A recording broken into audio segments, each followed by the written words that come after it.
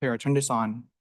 Does that work? Oh, this is for the speaker. Yeah, now it's working. Oh, it is, sorry. Yep. Awesome. Thank you, Senator Rangel, for pointing that out. Is there anyone else here for open forum? And this water bottle has been left in SABC. Has anyone left this one?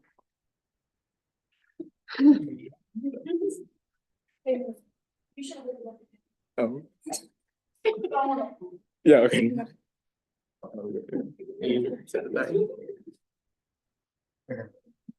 Is there anyone here for open forum? In the opinion of the chair, open forum has been closed. Alright. Our next item of business is guest speaker.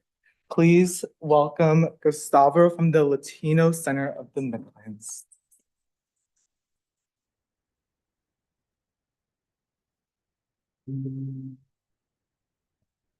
I'll just let Kevin get the slideshow running and then I'll go ahead and get started.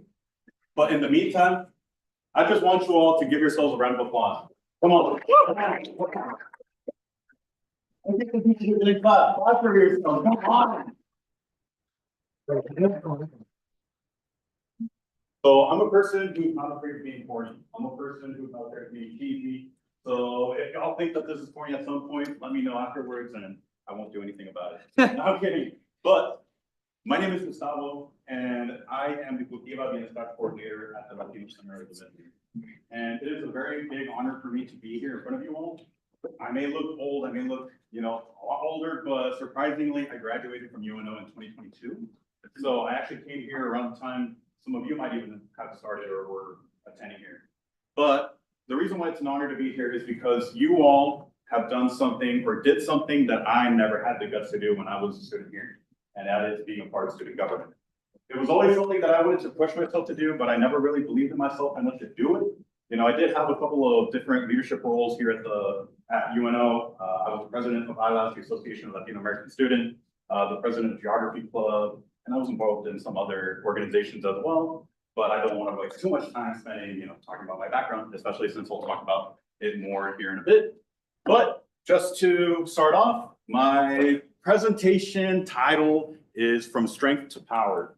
And the reason why I chose that title is because a lot of you might have strengths, a lot of you might have things that you're good at, but do you use it for your power? Do you use it in a way that's conscious, intentional? And that's really what my goal for this presentation is. All right, If you want me to, I can click. Yeah, please. All right. So I'll just start with a question I'm going to pose to you all. So I expect some presentation or some participation, excuse me. I just want to hear from you all because I don't want to just talk to you all the entire time. But I just want to ask you all first, do you know your community? Do you all know where you're from? The community that you're a part of? And I want you all to think about that in a different manner rather than just like, okay, I live in Omaha. I want you all to think about different components, different questions along with that. First, I want you all to think, what communities are you actually a part of? Not just Omaha. For example, myself, I'm a part of the Latino community. I'm a Latino. I'm a part of the first generation community. I'm the first in my family to have graduated from college. I want you all to kind of think in that manner. I'll give you all a second.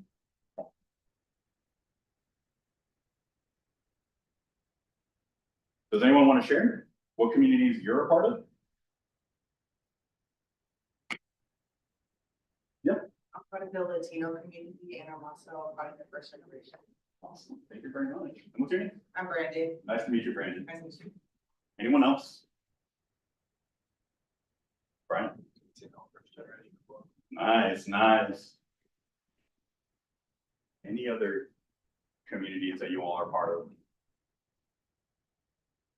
Yep. I'm part of the political science community. Political science, there you go, nice. All right, now the next question that I have for you all is what needs do your communities have? And what I mean by that, for example, myself, a first generation student or first generation graduate, I guess. But for me, I needed mentorship. I needed opportunities to be able to show my leadership. That was a big need for my community as well. A lot of us don't get the opportunity to really, engage in leadership capacities that often. But what needs do your communities have? Right. Better healthcare. Better healthcare. There you go. That's one. Guidance. That's very important. One more. Yep. Educational opportunities. Awesome. Those are all very great needs to be able to recognize in our communities. Because I think a lot of the times we don't really sit back and think, what do we need? What are some things that if we were to have now would make our lives a lot better? And I want you all to think about this because it's intentional. Especially with a room full of leaders, you all will be representing these communities and maybe other communities that you may not even be aware of that you're a part of. And a lot of times leaders tend to think in a way where I'm going to make myself look good. I'm going to make my resume better, and that's, there's nothing wrong with that. But I also want to make sure that you all just remember that a lot of the decisions that you make are going to impact a plethora of other people. You got to think from a more empathetic standpoint rather than, what's best for yourself. And on that point, in order to foster a healthy community, you must have a deep understanding of it and have a well-defined goal. Because it's also another thing to want to be a leader, but you got to have goals for that too. You got to have outcomes that you want to be able to reach or things that you want to strive for. Next slide, please. But now when we're thinking about that, I want you all to think about what a healthy community is. So I want y'all to really take a step back and really think about what healthy actually means. How do we even know what a community is healthy? Are there examples of healthy communities in your own city, country, etc.? I'll start with the first question. Do any of you have like a definition as to what a healthy community could be?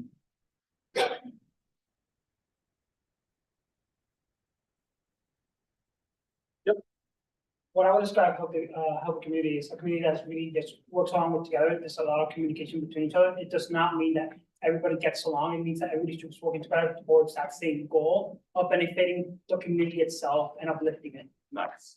I love that definition because in essence, it can be summarized in one word from what I understood, and that's unity. Would you say that that reflects on what you No, just said? amazingly, that's an amazing word to think of. All right, awesome.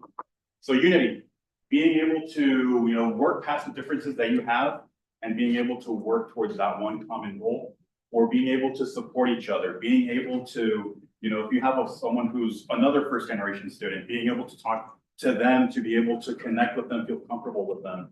Obviously, it's going to take some time to get to know everyone, but, just being able to feel a sense of safeness is something that's super important when it comes to knowing when a community is healthy. Does anyone have any examples as to what a healthy community in the city or in your country that you can think of looks like?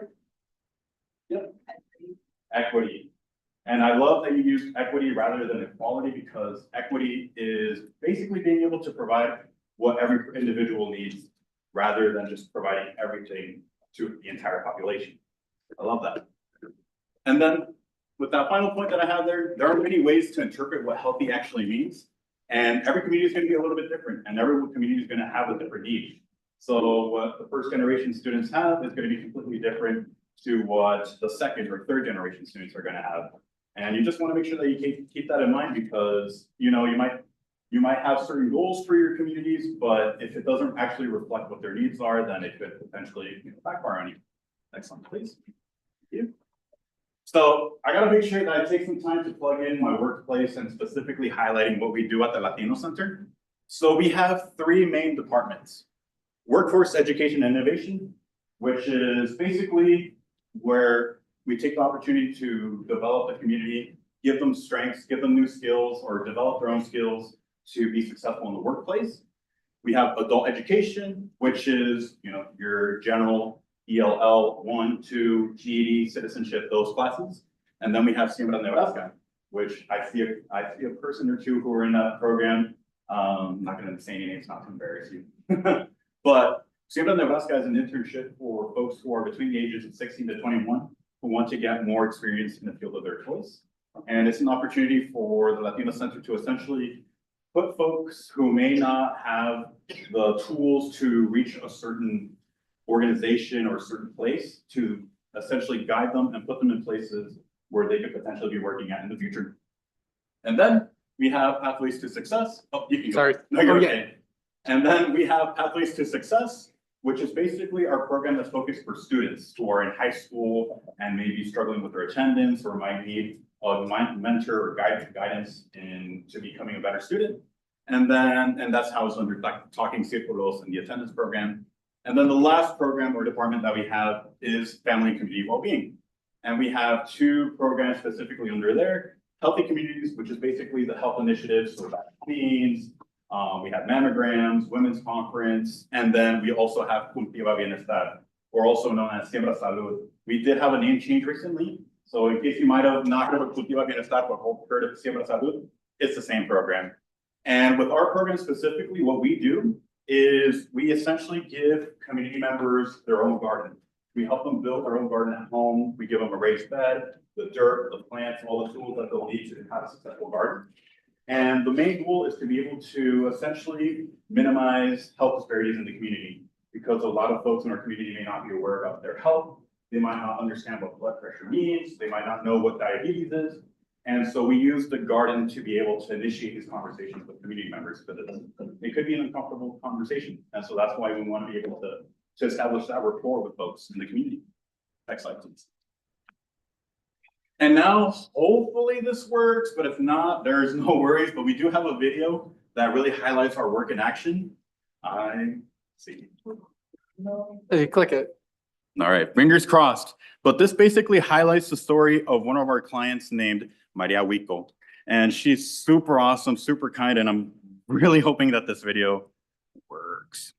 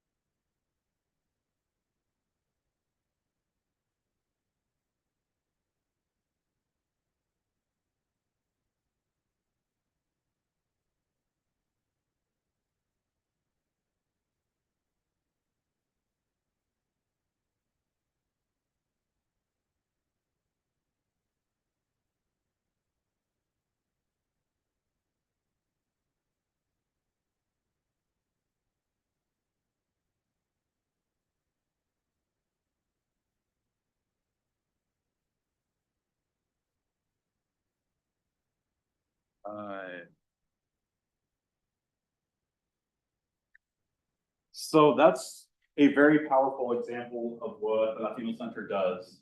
We really want to make sure that people can have a one-stop shop for services, because a lot of folks might be shy or scared to reach out for help. It's very intimidating in the Latino community, for example, to reach out for help. And that's why we want to make sure that we can support folks in every capacity that we can. And of course, we can't do everything, and that's why we are always happy to refer folks to other organizations, to other agencies that might be able to reflect and satisfy the needs that they have. All right, now thinking back to leadership and being able to advocate for your community, I want y'all to think about your role specifically, either as part of student government, as students, or wherever you work at or you intern at. I just want you all to think about what your role is as a leader. I want you all to think about what can you do for your community now, and then think about what will you do for your community. And I do want to hear about some ideas or some things that you all have done to support your communities. So if anyone would like to share what you are doing currently to support your community. I'm part of, I'm the vice president for Black Excellence, and so one thing that I do is I kind of like push like community service events. That's happening around campus, but also outside the community. Also a big thing that I did was during like the presidential election was making sure that everyone went out to go vote. So kind of just pushing that information about registration, voter ID, and like polling location as well. Thank you for what you do. Thank you for your. Would anyone else? Brian?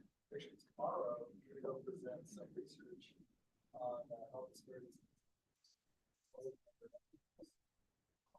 What would you do, Brian? No. Oh, sorry about that. We're here in the front, so, but in the end, I'm part of the UNO community. I consider myself a proud member of the student body, as well as being an SGA. But it's like something that I do for this community, and I try to do every day. It's just to make sure that we advocate for them the best that we can, and to bring their voices up here to the student government, that we are the microphone that directly whatever we do here goes up to administration, the chancellor, the vice chancellor. And I'm really proud that in the last year and a half, really, that I've been able to really connect more with the student body and every single student leader here in our university to more to our campus, and make sure that their voices are heard and that real change is being inputted into our university, so they feel more welcomed and they feel like this campus is not only a building, but also a home for them, and where they feel welcome. Something that I'm proud of, and when I'm an alumni, we feel proud of. Thank you very much for what you do as well. So those are some awesome examples of being able to represent your communities or being able to advocate for them. And then the reason why I asked, what will you do for the community, is because, at least I'm speaking from my perspective, maybe some of you share this perspective or maybe not. When I was at UNO, I felt or wanted to do everything. I wanted to advocate, I wanted to work in policy, I wanted to be the chief executive officer of a nonprofit, I wanted to do everything, I wanted to be a big boy. But you also gotta make sure that you're patient with yourself. I think something that we always tend to forget about is that we focus so much on the future that we forget about the present. I know it's a cliche, but I feel like sometimes we just need to be grounded. We need to be consistently reminded, especially because I feel like we're always hoping for a better future, yet we always forget about the present. And so I want you all to just make sure that you slow down a little bit, be more understanding and empathetic about what position you are in currently, and make sure that you can do your current roles in the best way that you can. Don't let the future impact you too much, because it's going to get overwhelming. You know, we can talk about 5 years in the future, we can talk about 10 years in the future, 15, 20, 30. You know, all of that doesn't exist yet. What does exist is right now. And again, I know that probably what I'm saying is pretty cliche, but I think it's just important to be able to hear it over and over again, because again, we live so fast. And something important that I wanted to note is that you are currently at a crossroads. You're in somewhere interesting. Because I remember when I was a student here at UNO, we would always talk about the real world, you know, once we graduate, we're finally getting in the real world. But the interesting thing is that a lot of you are right in the middle. All of you are getting your education. All of you are studying, working towards your careers, your dream careers. But a lot of you might also be interning somewhere. You already might be interning at an organization that you might want to work at in the future. Or maybe you're advocating, you're doing outreach, maybe you're going to you know, the state senate to advocate for a policy or something, you know? You know, you have the world at your hands right now, and it's really nice because you're essentially the bridge between the academic institutions, where the places where the future leaders are hanging out, and you also have access to the places where the current leaders, the current folks who are in power are. So it's a super unique place to be in, and I want you all to take advantage of that, because that's something that I regret not taking advantage of when I was a student. Also remember though, not only are you all leaders, you're community members. You're also a part of the communities that you mentioned or that you were thinking about. You're not just going to be, you know, a leader your entire lives. You're not going to be a leader of every group. Sometimes it's okay to be a community member, to be able to be represented by someone else. That's why it's super important that you put your trust into folks that you know will represent you well. And I'll go to the next slide. Thanks. No worries. With that, the question is, how do we cultivate the next generation? It's something that has really impacted me a lot during my time now in the real world, because, you know, I want to be able to have the right tools necessary to not only be a great leader, but to also, you know, not make the same mistakes that maybe previous leaders have made, or being able to essentially do the best job that I can while learning from the past. But with that, you also want to make sure that it's a two-way street, because obviously there's only so much experience that you can gain from being a student, but there's also a lot more that the folks who are already in leadership positions can provide to you. They also were once students here at UNO. They were also students, you know, in whatever university they went to. They were also, you know, subordinates in an organization. Everyone has to go up the ladder, and they have experience under their belts that maybe you haven't had yet. And that's why it's super important to seek out a mentor, to seek out someone who might already be in a position that you want to be in. That's why it's super important to network. It's super important to be able to get to know people who you want to be like when you're older. And I'm not saying that you're gonna be exactly like them, but essentially have a similar role as them. And another thing, I flip-flop the points a little bit because I also want to make sure that I highlight this last. The previous generation also needs to make sure that they trust us. That's something that I've been learning, that just trust in general is a two-way street. You know, you can trust the folks who you want to be like, but they also have to make sure that they trust you, because at the end of the day, the folks who are leaders right now, who are in those executive positions, they're going to retire. And who's going to take their spots? The folks who are in this room. You all are going to be those executives one day, but you also got to make sure that you learn from the folks who are in that position right now. Something else that I wanted to highlight is education and knowledge. The reason why I separated education and knowledge is not because, you know, you can't gain knowledge from education, but more in that, you know, you learn certain things when you're getting your degree, but you learn other things when you're in the real world. You're going to acquire skills that may not necessarily reflect your education, you know, results in a diploma, but they will result in a better tool set that you can use to then be the best leader that you can be. Hands-on experience, that's also something that's super important. You know, if you all, for example, want to be policymakers in the future, you got to make sure that you can be comfortable talking to crowds, to bigger crowds. You know, that's why you should always, if you're asked to present, like for example, myself in front of student government, once you all are graduated, then you got to make sure that you take that opportunity to get those skills to build yourselves up. Because a lot of the skills that you gain from maybe early on in your career will then transfer into bigger skills in the future. And then the last thing is making sure that opportunities are created for action.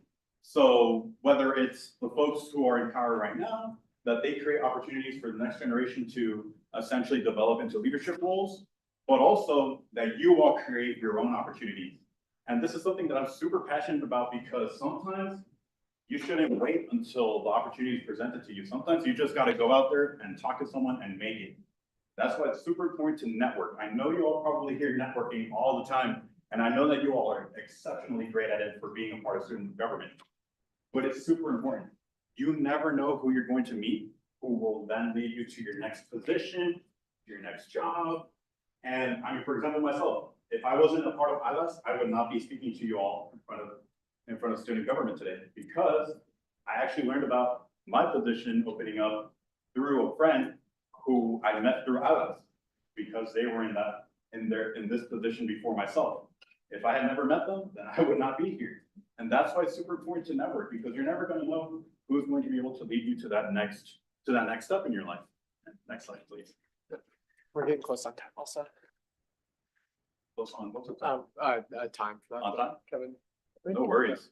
So I'll just skip over the activity for the sake of time. And so I have shared the slides with Kevin, so he can go ahead and share it with you all afterwards. But these are just some resources for leadership opportunities, the CMS Nebraska internship, Omaha Community Foundation, community interest funds, LinkedIn, super important as well. And then these are some resources and services that help promote a healthier community. These are not the only agencies that do it, but these are just some major ones around the community so that you all can be familiarized with them and maybe even look into them in the future. And I'll close out with this, just my personal advice. Make sure that, you all have your own convictions. Make sure that you listen to perspectives from other folks, even if they directly conflict with your own. It's super important that you understand both sides of the story, all three sides, 4, 5, 6, 7, because then you're going to be able to essentially create a connection with other folks. You're going to get much further if you find a similarity with someone that you might not have any similarities with than just consistently going back and forth with them. Also, make sure that you're cool, calm, and collected rather than being impulsive and absolutely, going out of control when you do, have a sense of or feel highly emotional. Trust your team. Super important. You got to make sure that you trust the folks that are working with you. Be comfortable with being uncomfortable. Another cliche, but super important. Find a mentor. A great leader knows when to follow. Remember, like I mentioned, sometimes you're not going to be the leader in a group, and that's completely okay. Sometimes there will be someone who has better skills than you. And that's when a true leader qualities kick in. When you know that someone else can do a better job, and you let them handle it. Be kind to yourself and be understanding, because it's a hard world out there. The least that we can do is be kind to ourselves. And the last thing that I'm going to leave you all with is to remember to always be human. I have such a passion for that specific statement because a lot of folks in the community may only be robots, essentially. You want to make sure that you can empathize with your community, that you also essentially take their voices into consideration whenever you lead. You want to make sure that you are just natural and that you allow yourself to be yourself in public settings. And that'll be what I leave you with. If you have any questions, feel free to reach out to me at those emails. The top one is my work email, but I'm also going to give you all my personal in case you want to reach out. Thank you very much, everyone.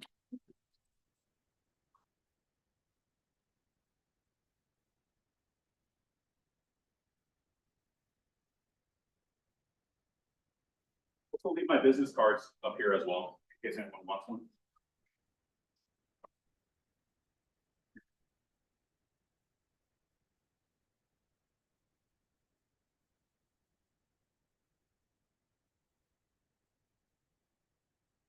Our next item of business is reports of the executives. May we have Regent Adidam's report? Hi guys, sorry for not giving my report on this. I just completely blanked this week, but a lot of stuff has been happening.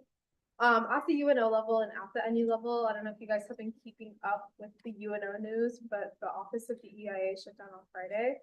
Right now, in terms of response, our exec team is just trying to process what next steps we can take to ensure students feel supported in terms of providing those resources on campus. More information to come. Truly, we don't know what the situation is, the action UNO is taking, and also the directive of the NU system. So really just trying to figure that out. At the NU system, there was an emergency board meeting this past Tuesday, kind of discussing changes to the policies to remove affirmative action language across all NU level policies. That'll be voted on in April. So don't know how that's going to affect our students as well, but just to keep you guys in the loop on some things that I've been doing this week. Additionally, this past Tuesday, there was the Appropriations Committee at the unicameral, and it was an opportunity for NU leadership to testify in front of the committee on why the NU system matters and the support and education it provides to students and Nebraskans. So it was a great opportunity to connect with state senators, really understand their perspective and also convey the importance of education here. On some more UNO things. Let me pull up my laptop. I have a couple things. So the first one is I Love NU Day. This is something that UNO typically, or I guess student government typically sponsors in terms of planning and promoting for the entire campus. And this week, I Love NU Week is from March 31st to April 4th. We don't know when the specific UNO date is, but typically that Wednesday is when a bunch of students bus down to the Capitol. And it's an opportunity for student government to meet with some state senators, talk about specific things that are happening within the NE legislature, and then also just advocate on behalf of the NU system and the support it provides in terms of education, research, and employment for students. This last year we didn't have an opportunity to go down, so I'm hoping that this year we can get a bunch of senators to bus down to the Capitol, spend a day there. And that's not enough of an incentive to like meet with state senators. They also give out free ice cream. So it's really fun. I enjoyed going 2 years ago and I hope you guys join me this time around. Another thing is that the RSO Council meeting number 2 is scheduled for this Friday, so tomorrow from 11 a.m. to 12 p.m. This is an opportunity where I and Carlos kind of meet with some student organization leaders across campus, really understand some pain points that they have and kind of problem solve ways for SGA to kind of advocate on behalf of them. So during the first one, we talked about the food policy concerns and financial aid concerns. So I'm going to be providing updates for those and also opening it up to the floor for student organization presidents to kind of voice more concerns that they have. If you want to attend, feel free to. It'll be in CPAX 222. What else? Honestly, I think that's enough information for now, but more updates to come. Senator Meister. Of course. Question for at university level, board regents level, if there is concern that we set actions to shut down DEI initiatives may impact funding, and do we need to take action as student government to support initiatives? So I did post that question. The response I got was the response the entire university got through that email that departments will be asked to review each of their programs under careful consideration and eliminate duplication essentially. I genuinely don't know what that means for our specific governing body. One thing that I think is interesting is that since we aren't university or directly university funded, we have some sort of leeway in terms of like the services we can provide, and I'm hoping we can do that. I think one thing we might be considering is just being like the hub for DEI campus and understanding what next steps look like in that regard. What other questions do you have for Regent?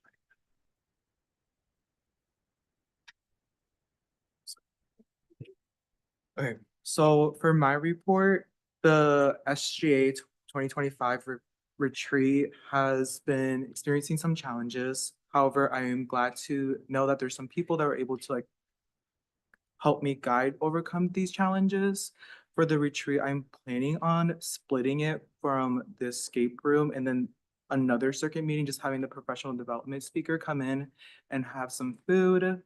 So that's like more updates I'll be providing more updates with the SGA retreat once I have more information about that. And then for the JED Campus Task Force, this is just like a mental health task force and seeing what we can do to improve mental health here at the university. And Senator Talia Norby and I are going to be going to the mental health symposium just to meet some JED campus representatives. And then today was the FRLC student panel. It was an amazing opportunity just to meet the freshman leaders and who was interested in running for the SGA election. And then for March 13th, we are going to be having another guest speaker, which is Keep Omaha Beautiful. And then for the Traffic Appeals Commission policy updates and revision, that one's going to be happening after the committee and I finish with the retreat. So that's just more updates about what's happening there. And then, of course, new committee members are going to be appointed for the 5 standing committees. That should be all. What questions do you have for me? May we have Chief of Staff Austin report? Yeah, so I've created job poster flyings for job posting flyers for the Election Commission, Director of Integrity, and Director of Administration.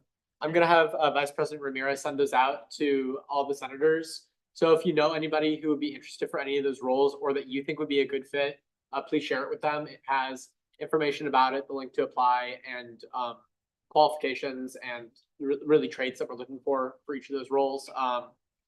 We'd really like to be able to fill particularly our Director of Administration role, but also our Election Commission. If we could get that up to full, that would be amazing for this election and hopefully turn out.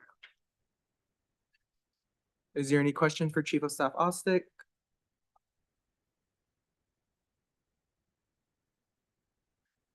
May we have the Director of Diversity, Equity, Inclusion, and Accessibility Win report? Few events. So last night, WGC and AMS hosted the Understanding the Uterocameral event last night. And then just a few hours ago, QCS and WGC hosted their sex ed night. And then tomorrow, ECHO and AMS will be hosting their Black History Month film screening for Weight in the Water to Colorado. And then just to put this on your guys' radars, there's going to be a Heartland Civic Summit Academy being held, let me change that date. It's held on the 6th, next Thursday from 9 a.m. to 6 p.m. This is being hosted by the Civic Engagement Research Team that's looking at youth civic engagement in the Heartland. And then on last Friday, there was a purchase of Pleasant Student Worker Policy meeting, and then just to go over some changes within the communication with agencies. Is there any questions for Director Nguyen?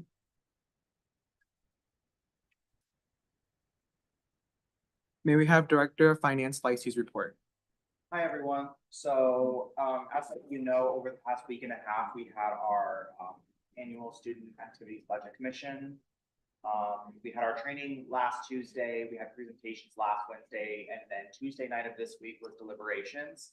I am super excited that we were able to decrease the student fee by roughly around 18 cents. So that will be 18, I know this doesn't sound like a lot of money, but that's 18 cents that's going back into every student's pocket that pays that UPFF fee. And it's pretty big deal.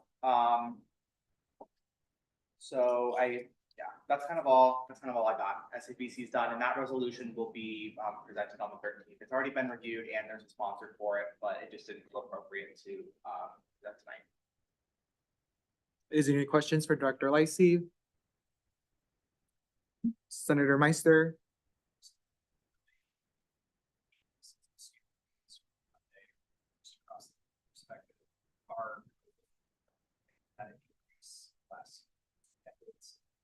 So it's very rare to have.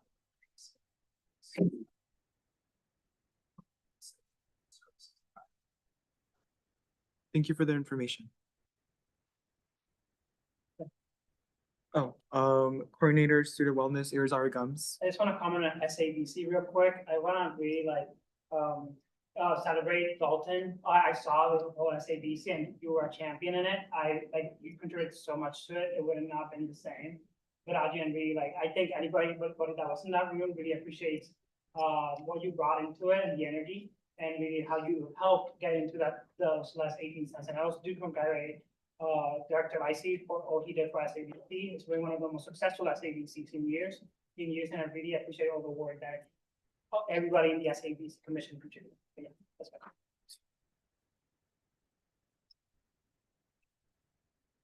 May we have Director Leadership Development's report is on the screen. May we have Director of Marketing Mai's report? I posted the SAA newsletter this week, yesterday. I think it looks pretty good. Talk about SADC improvement, talk about Jacob Stadola, or Candace Ware, love like that. What else? Posted about the job openings. Yes, I should say, for Director of Integrity and Election Commission. So hopefully find people for that. And by hopefully means we really should find people for that. Yeah. Start working on the orientation for election commissions. So, gonna get started on that. I would like to thank Director Cannon for conducting some of the election commission interviews. Really appreciate it. So yeah, I will not take any questions. Senator Meister. Of, yes. Actually, really solid. Thank you.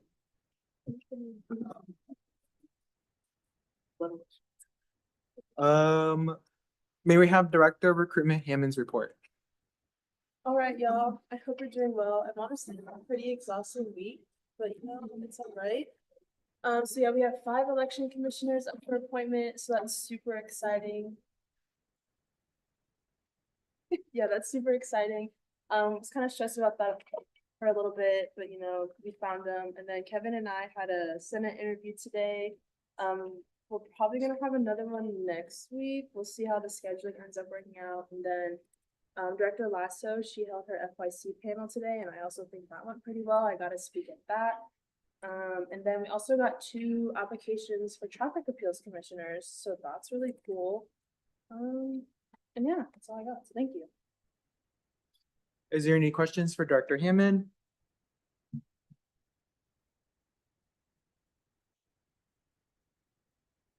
May we have Coordinator Student Wellness Irizarry Guns report? Yes, as you know, I've been working on the Greek resolution for a while now. It's gonna be presented on the floor tonight. So I think we'll go more into it in there, but I will say, in here, a very big thank you to Noah Long. Really helped in the whole process of getting the information for it and getting off the ground. It's been, to be honest, very much a 5-month, work project, to be honest, to get this resolution on the floor and actually like have something like to look like this into it. And I really appreciate his help and contributions. We got the final student research guide. Also, again, thank you to Noah Long. Really helped us finalize that research guide, and we get like also like a lot of people to contribute to it. So I really appreciate him for that as well. But we got it done, and hopefully we will be working with Marcomp and getting it to the student body next fall semester. Yes, I am gonna be gone for March 10th, 11th, and 12th. We'll be at a conference talking about getting rid of hunger in student campuses all around the nation. I'll be actually representing Student Government because they just informed me that I will be, and also representing STRAC, the coalition that I'm a part of nationally. Very proud of that, but I will be gone for those 3 days and we'll be back the 13th. Yes, also the committee started doing a lot of initiatives, and I'm very proud of that. We're also in the process to also write a resolution, so also very proud of that. This committee, we have like most likely like 4 projects already in line, and all of them are going to be done pretty efficiently, so I'm very proud of that. Also, helping Senator Fernando Lopez write a resolution. We're in the process of that, and hopefully we got it on the floor for March 13th. March 15th, yeah, very proud of that as well. And also, we have finalized dates to meet with the senators from the legislative branch here in campus. It's going to be March 21st, and we're going to have a ton of those senators coming up here in campus to check out the food pantry and also have a conversation about basic food needs. But yeah, more information to come on that later. Is there any questions for Coordinator Irizarry Gums?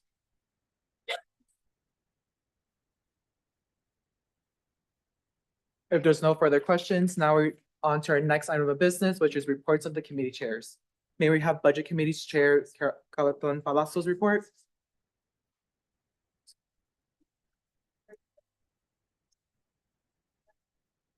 Get a little bit more information on the fund aid policy, and this is a bit of the more information how to support budget committee.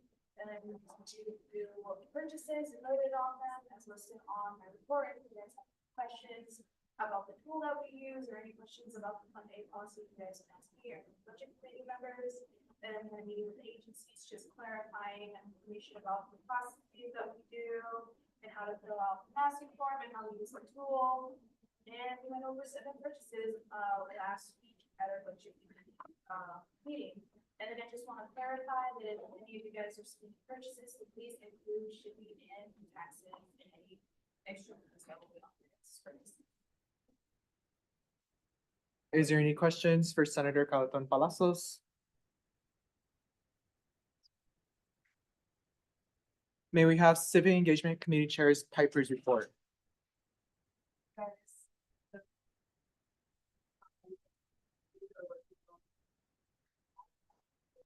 We're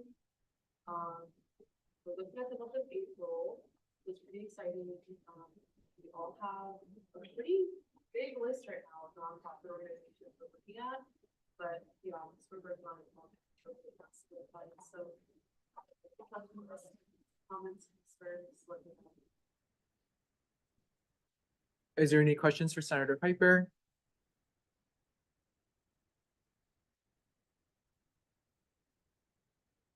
May we have Diversity, Equity, Inclusion, and Accessibility Committee Chair Valadares report?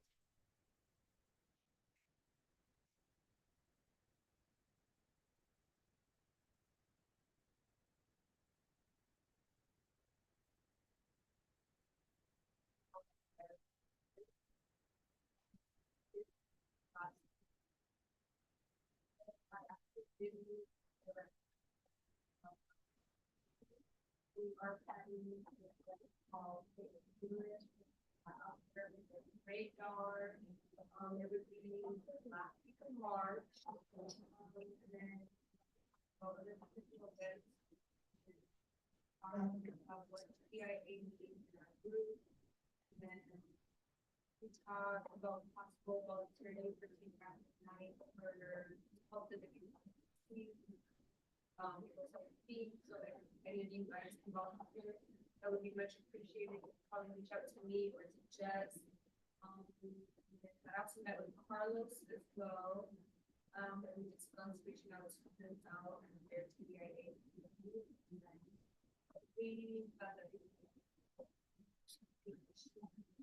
comment.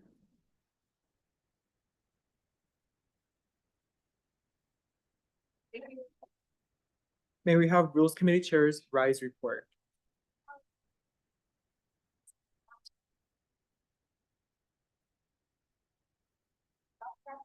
But we're so going through it. There's so many caveats, so it's a long process. So if any of your senators like exactly solution to decisions, as of right now for next week, we have chief of staff's office reserves policy on them and resolution by the PTS director. So we are a little bit for next week, but there's like no different thing, and I'll go try our best. Is there any questions for Senator Rai?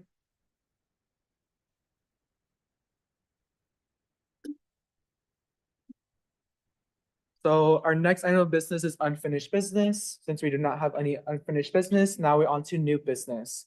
For the first item of new business is SR 2425-018, support the growth and expansion of Greek life at UNO. Is there a proponent speech? Yes, there is. You have the PowerPoint? Yes. You need me to control it. Got it. Yeah.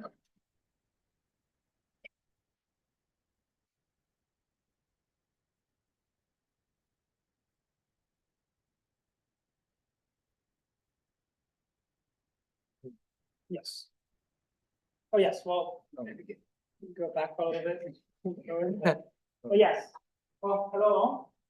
My name is Carson Chardon, and this resolution has been in the making for a little while. First, if you want really celebrate the people that helped me with this resolution, I'm going to get into the part to this today. Go to the next slide.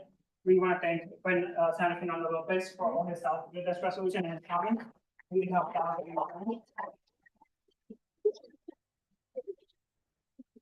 Next slide, please. Also, really want to say a special thank you to Senator Rossi Rangel. Resolution. Also, a special thanks to Ambassador Amir.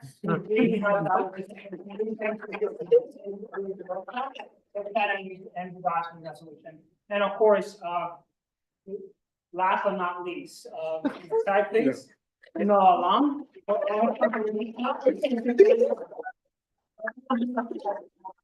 Another member of SGA. SGA would not look the same this year without Noah Long. Really big contributions, and we really appreciate it.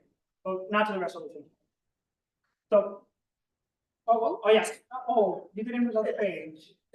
Well, we think it's a great live, we appreciate it, it was meant to be another picture, but yes, it is still on. Oh yeah, how did this resolution come to be? To be honest, this resolution really started this summer.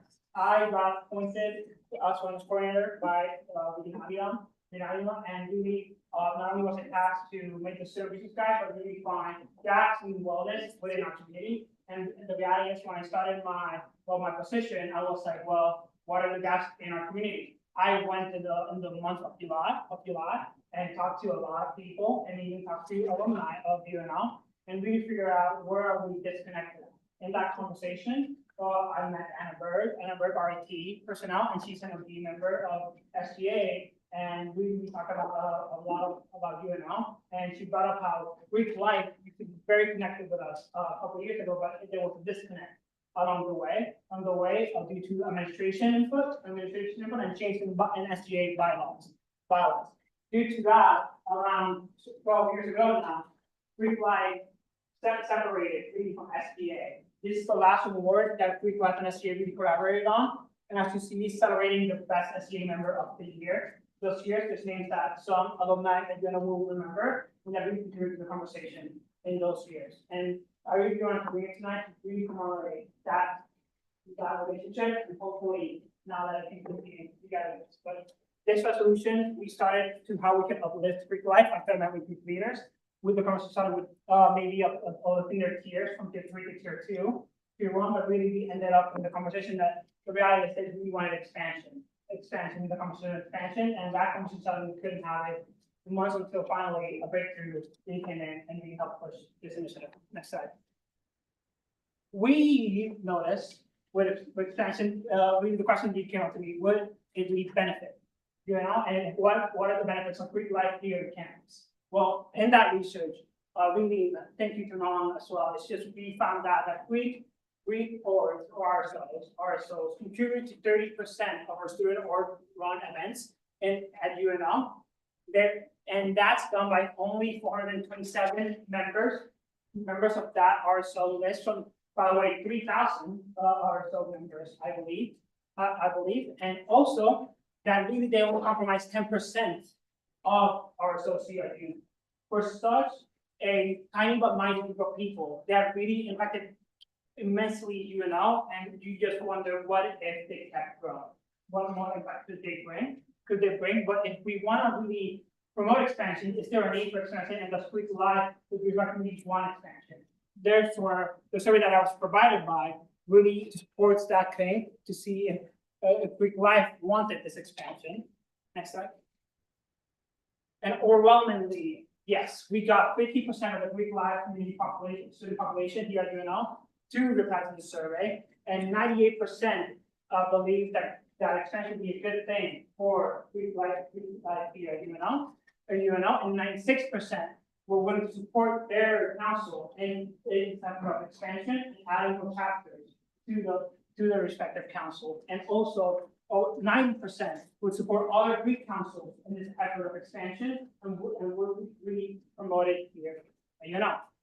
That becomes the conversation: how would this benefit our campus, and how would we bring it up to administration, and what are the benefits? Next slide.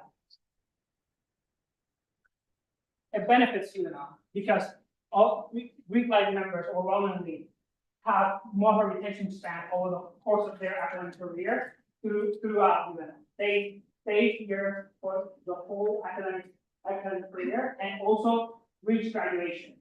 Overwhelmingly, Greek life members graduate from this university. So if we were to expand and more students from our student body were to join a Greek, there are more who are going to stay in the university and they're going to graduate from the university. Something that really pushes forward as a mission. Also, when a lot of members of our Harvard Greek gain very great leadership skills and also develop professional skills that will help them beyond their journey after graduation and as an alumni here after they leave here.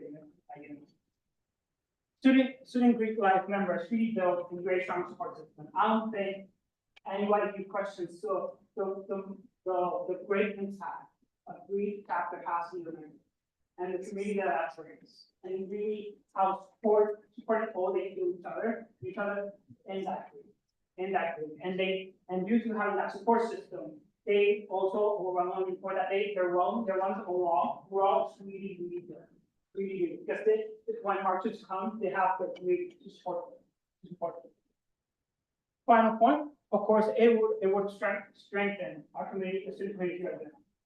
Even overall, from all these points, these for that, it does foster a great alumni community, and that supports over the years at UNL. Just think about it this way, so a student that graduates here becomes an alumni. Years, not only years later, to come back and contribute to our community, also when they have their respective family of their own or family members, they will recommend you for UNL and their chapters to come back to and support. This is something that you see at UNL all the time, and something that we would really like to see back also at UNL as we keep supporting our Greeks and really uplifting them. But administration side of things, they would see that, of course, student retention means, of course, more benefit for them and their investors. But for me, really, the reality is just all these points just show that it would strengthen our UNL student community, student body, and supporting with expansion would elevate this campus even further in student community strength and the student body. Next slide, please. So what am I asking from this resolution? From this resolution, I want SGA to stand with the Greek life community in supporting expansion and all this regard. I also want to encourage with this resolution when it uses our chancellor and vice chancellor to encourage them to not only of course support with expansion, but to collaborate with the Greek leaders, and also to really support the support system that will help that expansion system really work. And for that, just like UNL has, we would need a Greek office that will really over the years, even after leaders in SLI do depart to pursue other goals that it keeps being supported and we'd like to keep growing even beyond those staff members' years. I also want SCA to commit for this resolution to be brought up again in the fall 2025 semester and at all other academic semesters afterwards. That way, we can reaffirm it, commitment to helping with life in this endeavor, and also any other endeavors in the future. That's to my final point. That SGA will keep pushing forward policies and for the life's growth and benefit for the whole student body, and really is something that I'm really proud to put in that in this resolution. I hope that it does stay in it to keep supporting the life even beyond tonight, and to really start embracing that partnership and collaboration once again. Next slide. Thank you all for listening to my proposed speech, and I hope that this resolution is voted yes into.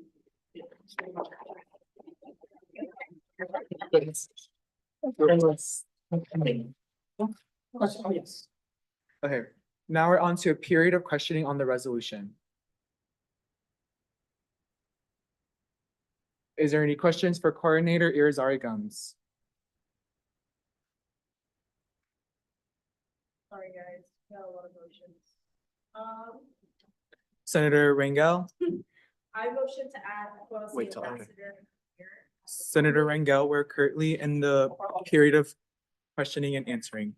So, yeah, but after discussion, you can make your motions. Is there any further questions? Senator Benitez? Oh, I was just, so I guess I'm trying to so how would you go about getting other chapters to UNL? Like for my example, I really would like to see more Black Greek-led organizations because we only have 5 of the Divine Nine here. So how would you go about doing that process? It's an amazing question. I would like to, can I throw my time out when I'm presenting to, give my time to somebody in the group? So I would like to do my time to go along, and you can answer that question. Be much better than me. Like, so Greek life expansion, or it's commonly referred to as extension as well, is a collaborative process. So when both parties, headquarters for an organization and university are ready to expand, given that they have to send resources here to recruit members and their values and their need. It's a much slower process than the immediate effect this feels like. As the councils being community ready for expansion, they self-announce and votes in their councils, let us know, and then we can invite organizations to have meetings after an application process where we get the necessary details to show that they're a group that's can make it on this campus and is one that's going to compete with our organizations here and provide more representation on this campus. It's a good fit for everybody. That process continues on and we find it good support. It's a great opportunity for that organization to thrive so they can have a presence on campus like we're side. I hope that helps you. Is there any further questioning?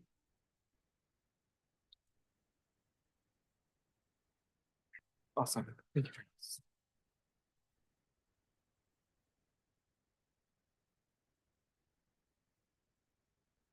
Now we're on to a period of discussion on the resolution. Senator Meister. I'd like the minutes to reflect that I'll be abstaining from discussion.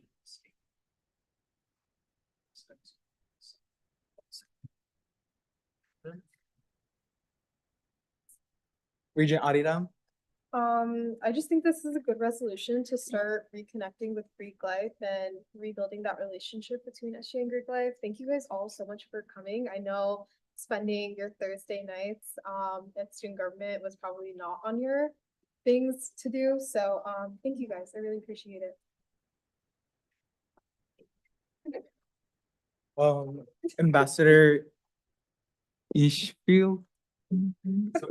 I Right. would like to parallel thing, and I would also like to bring awareness to how much work went into this behind the scenes, and I would really like to thank Carlos for how much work went into this. I think the more that student government can support our students on campus, the better. So I feel like this resolution is nothing but good. We're just supporting your student body. Is there any further discussion? Senator Valadares.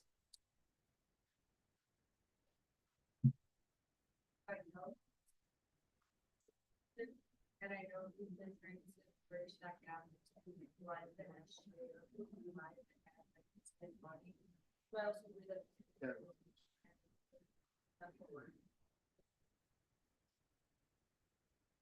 Regent Adidam. I have a question for the Greek life people. Is there any more like tangible way that we can support you guys, especially like throughout this semester? And then I'll yield my time for you guys to answer that. Well, we could definitely work to provide answers to that question. I definitely don't have anything off the top of my head as the advisor, but maybe some time to think about it, these chapters and that we can further collaborate. Yeah, that'd be amazing. Thank you. Director Mai. As a member of Greek life, I just like this resolution. That's it. Good. It's good. Director Lightsey. I'm gonna ask a question and I'm gonna yield my time. Could the chapters go through and just say which chapters are here, so we kind of have like an idea of like the representation in the room? So now I yield my time. So we're both on Zach for Zeta. I'm Vice President of Learning Development. My name's Hannah. I'm Ava, I'm vice president of the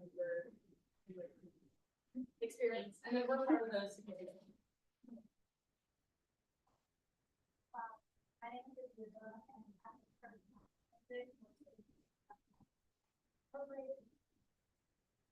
hello, I'm Marcy. I'm for and also our.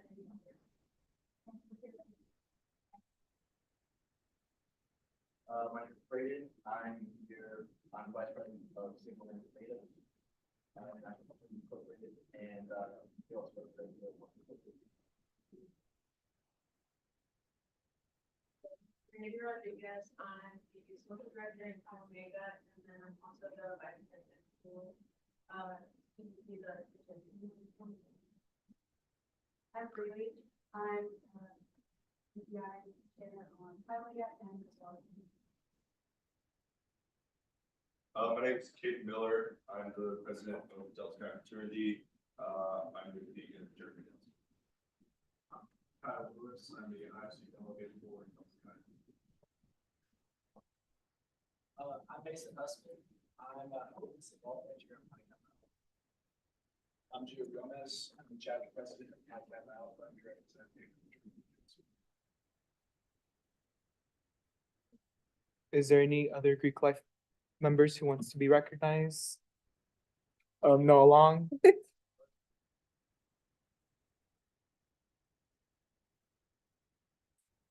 Thank you guys for being here. Is there any Senator Rangel? Yes, you can. Okay, I would like to motion to add a policy ambassador of your. Sorry. As an author of the resolution. As an author. Is there a second towards the motion? Seconded by Senator Valladares. Now we're on to a period of discussion to add Ambassador Amir onto as author of the resolution. Is there any discussion? Coordinator of Student Wellness, Irizarry Gums. Yes, I really would love him to be added as an author because he really did help in this resolution. It would not be the same without him. And the reality is like, Percy was meant to also be a sponsor for this resolution, and sadly, due to some confusion, he was unable to be. And I really want him to get credit, not only this meeting, but for the rest of history, as long as these records are kept in SGA. Yes. Is there any further discussion on the motion? If there's no further discussion, now we're on to a period of voting. All those in favor, please raise your placards.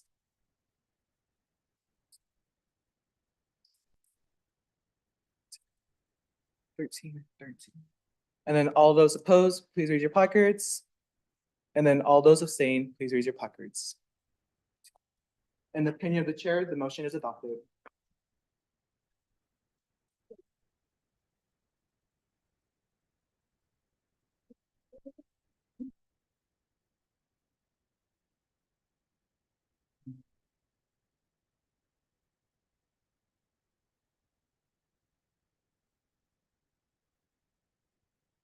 Like that. Okay. Is there any, Senator Rangel? Motion to change, the third whereas clause population percentage from 41% to 50%. 51%. Is there a motion to strike 41% to 51%? Regent Adidam? Rosie, if you have like a list of amendments, you don't have to go clause by clause, you can Okay, just state them okay. all at once. Yeah, I do. I have like one more.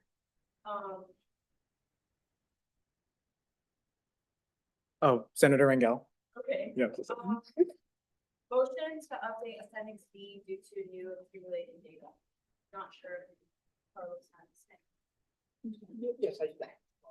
Coordinator, Student Wellness, Irizarry Gums. When this was written, appendix B was only had 175 responses. Now it has 215 responses. Due to that, the data has been updated. So I want to, before the chancellor and the vice chancellor receive this resolution, to have the most accurate data that they can. So if they do sit down and review this resolution, they have the most accurate data, not only from SGA but from Greek life. That means their time, the numbers will be like their time to do that. Sorry, yes. And I will send that to you. Email and you can add it. And then Senator Rangel, can you please repeat the second part of your motion? Just so you know. Yeah, hold on. Motion to update appendix B into the. So that would be what Carlos had just mentioned. Right here. And you want me to update it? Yeah, Could we do it after, do you have you sent it to? Yeah, I was gonna send it to him. You can do it after. It's just After, literally a picture of the new data. Okay. Oh, picture of the new data. Oh, okay, sounds good. We can update it before we send. Yeah, well, before it gets signed. Before Well, it if gets it signed. passes. Okay. It will pass. I'm kidding. Alright. So the chair is seeking a second on the motion to strike 41% to 51%, as well as updating Appendix A's images to a different images. Seconded by Senator Piper. Is there any discussion on the motion?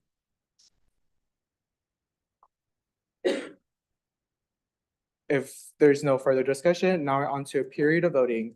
All those in favor, please raise your placards.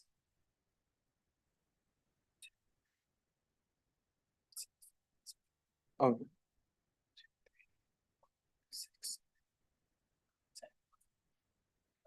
And then all those opposed, please raise your placards. All those abstains, please raise your placards. 3. Okay. In the opinion of the chair, the motion is adopted.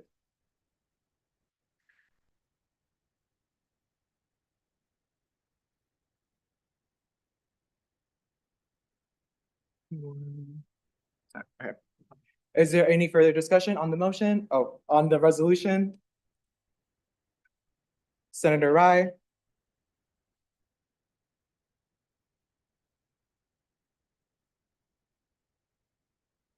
Yes, it can. Yes. And Senator Rye?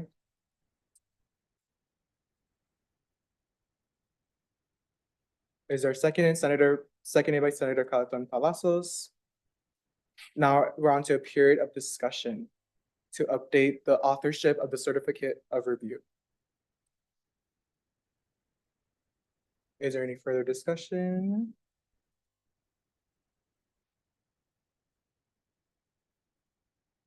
Now we're on to a period of voting. All those in favor, please raise your placards. All those, oh, wait, sorry. 1, 2. I got 10. Oh, you got 10. Okay. All those opposed, please raise your placards. And then all those abstained, please raise your placards. And then in the opinion of the chair, the motion is adopted to update the authors in the certificate of review.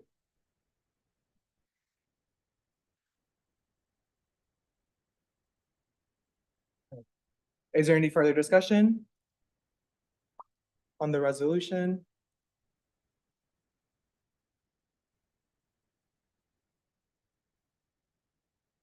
If there's no further discussion, now we're on to a period of voting for the resolution. All those in favor, please raise your placards. 1, 2, 3, 4, 5, 6. I got 11. I got Brian. He's raising his hand. That was Oh, did he? Oh, okay, so. Yeah, and then all those opposed, please raise your placards. And then all those abstained, please raise your placards. 3. That's 10, 0, 3. Okay, got it. 11 to 3. Well, if you want to recount, chair counted 10. 11. Yeah, because of Brian. It's 11 with Brian, because that's where Yeah. Okay. So what's the chair saying? So the chair says that it's 11-0-3. And the resolution is adopted, or the resolution passes. There we go.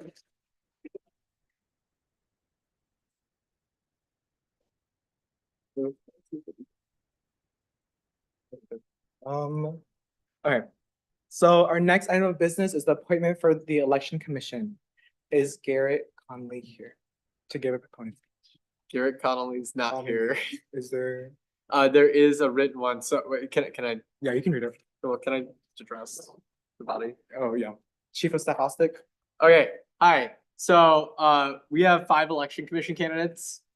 And, wait, audience, I don't know, none of them are here tonight, as far as I'm aware. Oh, yes, one of them is here tonight, as far as I'm aware, thank you. Wait. Another one. And Randy's here. Okay, we're good. So we have 2 candidates here tonight. Thank you. There's going to be 3 of them who aren't here tonight. That is partially because they just found out that the meeting was here today. They basically ran through this process sooner, but we wanted to add them to the agenda in the interest of getting the election commission up and functioning to quorum as soon as possible to ideally have an early April election. So I just request the Senate's grace as far as that goes. I do have written statements though, from Garrett Connolly, Cindy Kuchera, and Camden Carmichael. And that's all I got. Oh wait, I got Garrett Connolly's going into that. Okay, what? Yes, Senator Meister. Meister. As we have a lot of guests in the audience who were here for the previous resolution, would it be okay for 1 minute? So they can see if they wanted to stay, if they wanted to. Is there a motion to move to group for 1 minute? There's 5 minutes.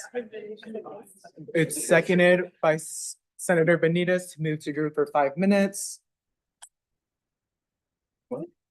Oh, wait, I'm so confused. Wait, what? The motion was made by Senator Meister, seconded by Senator Benitez. Now we're on to a Voting.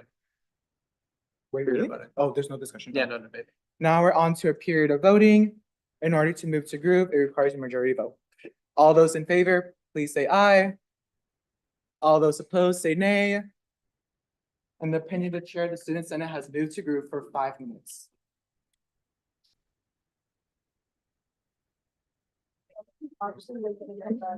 What'd you eat?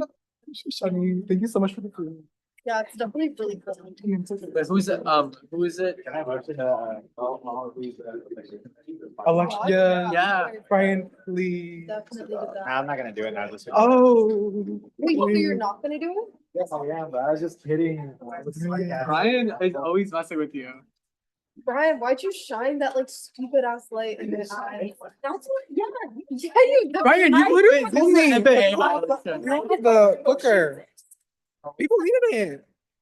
Ryan, apologize, or I'm submitting to student court on that, honestly. Vic, this is so cute. This is really cute. Oh my god, what even is that? It's a laser.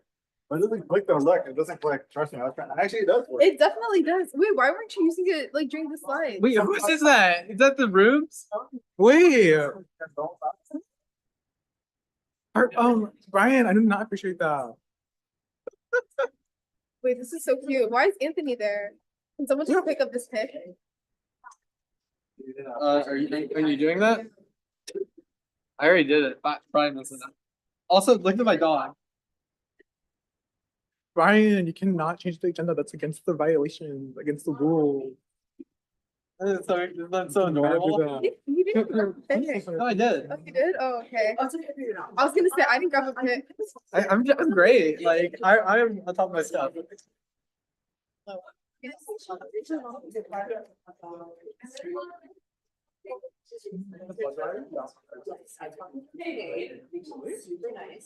my gosh, did you see? You know, student fee increased by $20. Yeah. Wait, did you see that in the chat?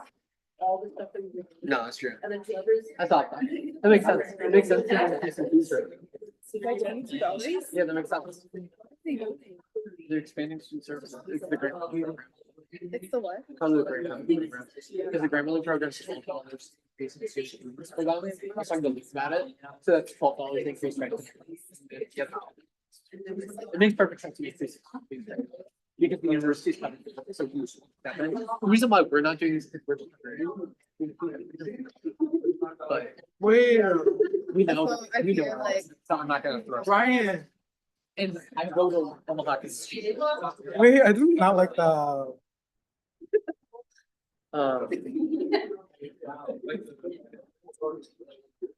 that's so pretty. She's 30. I wonder what their age is. 40? One person could live at table. But it would just be, I guess if the visitors are one person. Wait, Anthony, didn't you draw? Did you actually? I brought, I did. Are you going back? I might, honestly, that's why I didn't get in the picture, but I wore my letters. I want to wear my letters. I support that. Wow. Wait, what do you think? Oh. I don't think so.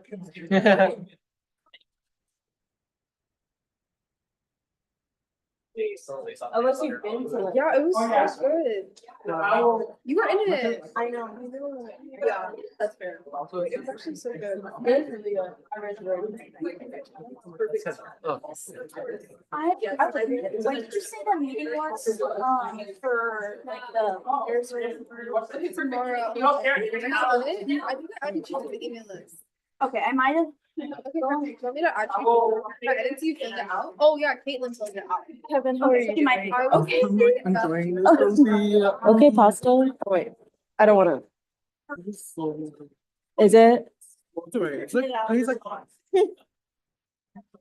wait, Brian, I don't like this. What? Brian, this is literally against the policy. Did you No, do that? it's- Wait, this is, you can. Wait, how are you doing? Yeah. Wait, Brian, please, like, stop doing that. Wait, Brian, I'm gonna literally call you out when you like, we're calling you out too. We're gonna take you to court. Yeah. I'll do this. Wait, no, I should take.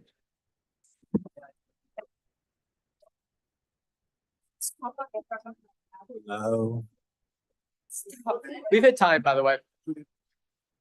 Yeah. We should relinquish that. That's dangerous, dude.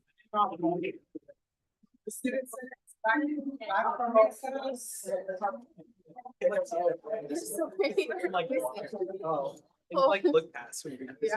Oh my god, wait, it's actually. I don't know if the Senate has quorum, but yeah. This one?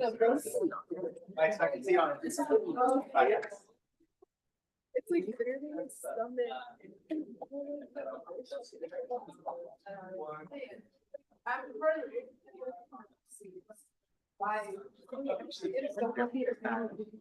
Yeah, we do.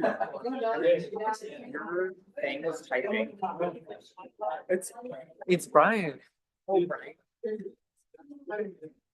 Wait, I just wanna- But it's smack that guy.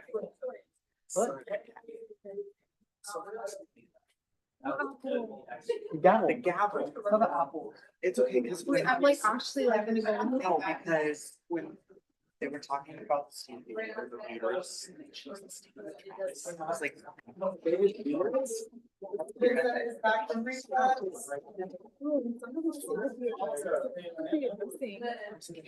Kevin's hit that is. Take it. The Senate is back from recess. Our next item of business, well, it's. The same. The same item of business. Garrett Connolly. Garrett Conley's. Senator Benitez. Wait, point of Well, we're currently, personal privilege, I would wait to make your motion after we heard the first testimony or the first statement. All right, just on this is very brief. So, context here, Garrett is in several classes of ours and he's a former member of the executive council. This previous Tuesday, I requested his presence on the election commission, so he filled out the questions on here on the application. In response to why do you want to be on the election commission? He stated, I talked with Nate Ostick and I want to help ensure the university can hold an election for student government. SGA is the voice of students and our voices will be severely limited without it. And in response to tell us about your strengths, skills, or abilities you can bring to the election commission, he responded, organized communications, fairness, bringing together various stakeholders. And he says, I've experienced managing and conducting large scale campaigns that require time and work. Garrett was not able to be here tonight. He had an event conflict. since Garrett's not, Senator Benitez. I will prefer if Garrett's appointed first and then afterwards you can make the motion to do block. Wait, point of personal privilege, why can't you make it now? Because we're currently in the discussion of But we can, Garrett. like,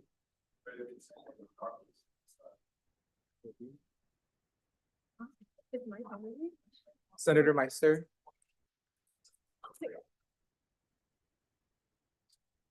Yes. I would like to be educated. So we're already the side of business that we're in right now. And briefly, consideration of the side of the business, move back into agenda, propagate, and or we could move all of these items in block.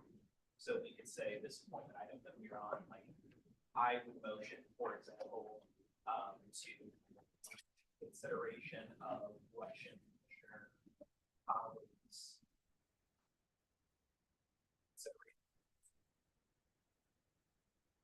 also like to simultaneously consider, the appointment of City Sarah and also so on and so forth. Statements, right? So you can go with the current business, or you can exit the item of business and consider them in block. This will act as if we have already heard Garrett's testimony rather than read it. Do the second option. All right, let's do the second option. So Senator Benitez. I would like to. Yeah. I'll consider. What is that? Oh, I never.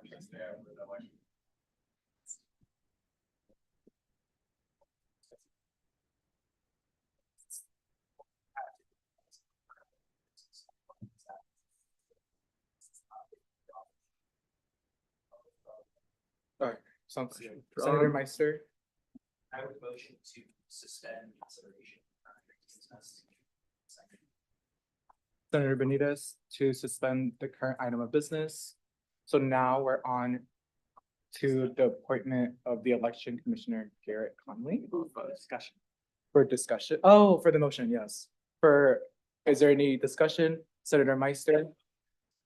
Motion to end discussion. I need a second. Senator Rangel for seconded. Now I'm seeking unanimous consent to carry out the motion. Is there any dissent? If there's no dissent, the motion is adopted. Senator Meister, I motion to consider items A through the business section in block. is there a second on the motion? Senator Rye. Now we're on to a period of discussion on the motion to do block voting for all election commissioners. Senator Meister. Senator Rangel is a second to end discussion. Now I am seeking unanimous consent on the motion. Is there any dissent? The motion is carried. So now we're on, yes, Senator Meister. Okay, thanks so much. Thank you for the guidance. So now we're on to block voting. Since we heard Garrett, now our next opponent speech is Sydney. Alright, read this out, Good evening, Student Senate. My name is Sydney Kuchera. I'm one of the election commissioner candidates. Although I couldn't make it tonight due to scheduling conflicts, I'm grateful for the opportunity to talk about why I applied for this role. Before that, I'd like to introduce myself. I'm currently a senior at UNO and I'm graduating in May. My academic interests include political science, history, and criminal justice. Being born and raised in Omaha has allowed me to truly appreciate its character and has molded me into the person I am today. Choosing to study at UNO, a rather easy decision, has continued to heighten my appreciation for my community, especially given the university's commitment to diversity in and outside the classroom.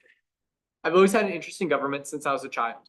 American democracy provides unique features that have made it enduring as it is. However, as I've gotten older, I've realized that this form of representation reflects the intention of the people within the system. Elections are what you might call the gateway into government and should not be underestimated. It's also equally as important that the election process is vetted and monitored so that free and fair elections, a primary tenet of our democracy, can truly occur.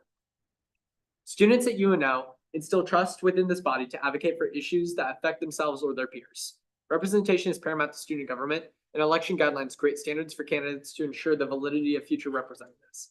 Without an election commission formed by UNO students, faith within this body could be impacted by possible actions, unintended or not, of candidates.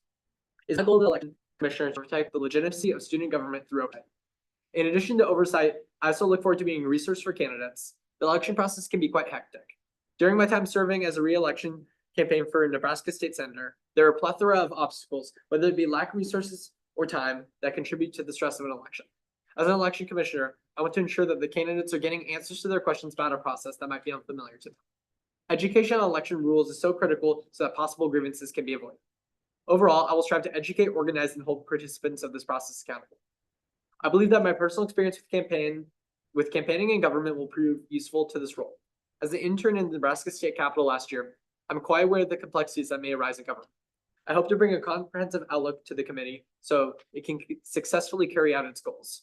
Once again, I apologize I wasn't able to deliver this message in person. I'm more than happy to answer any questions through my email, skuchera@unomaha.edu. Yep. But yeah, I'll let her know that you clapped. May we have is there a proponent speech for Austin? You can yield. If you want to come down and address the body.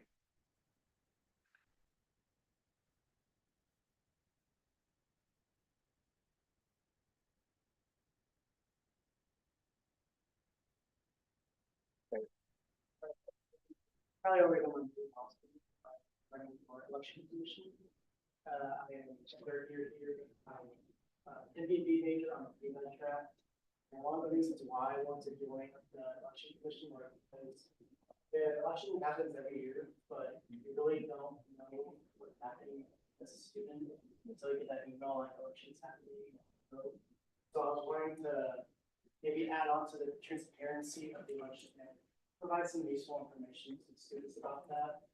And I would bring no bias to the election that I do not know any of you guys personally or any of the governing bodies.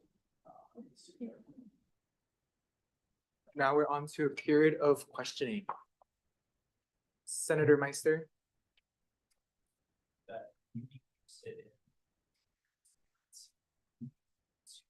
Suit yourself, what would be some of the things that you might be interested in, some ideas and other things that sounds like. Yeah, so I think email is the best option, because you can do that, but I feel like it should be extended time people soon and flyers around campus are made off all around all there's those forwards were those flyers. So I feel like I could add to that. Is there any further questioning for our candidate?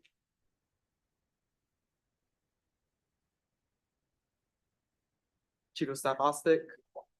You may have mentioned this, but what's your major and also what's your academic interest? So it's short, it's PhD, but it's molecular environmental biology.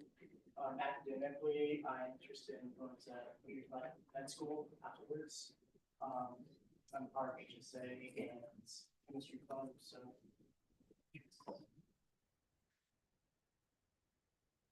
Is there any further questioning?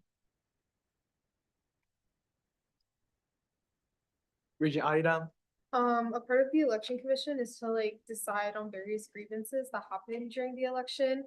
How would you remain unbiased when determining those grievances? Good question.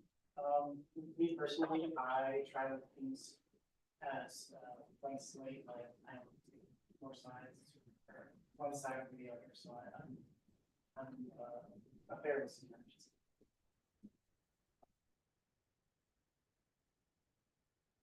Is there any questioning?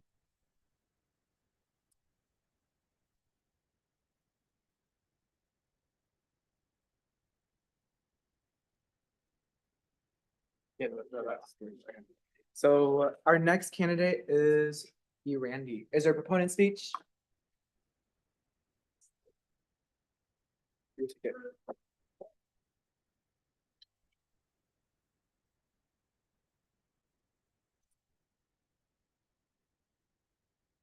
Rodriguez, I'm a political science major, I'm a sophomore and I'm still involved in it.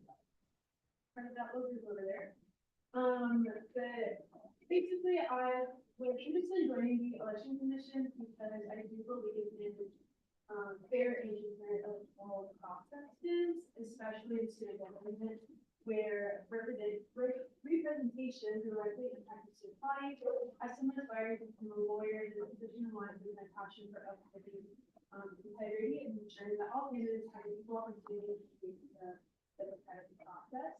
And then like I had mentioned, my involvement in Greek life and leadership roles have given me firsthand experiences in organizing, collaborating, and fairness and structured environment. So I do think that serving on this commission would allow me to apply these skills while also being valuable experience.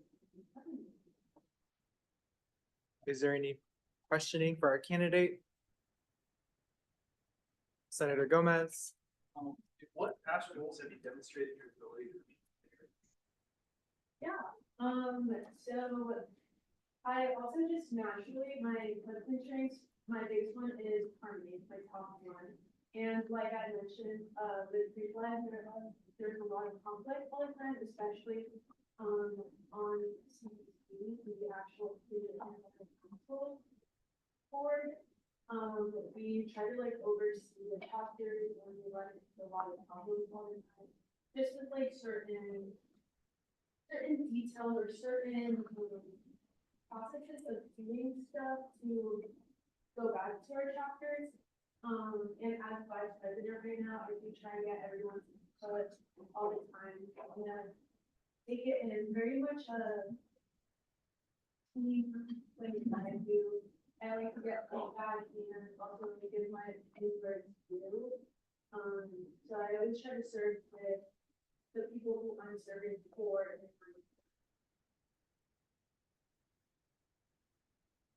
Director Lacy?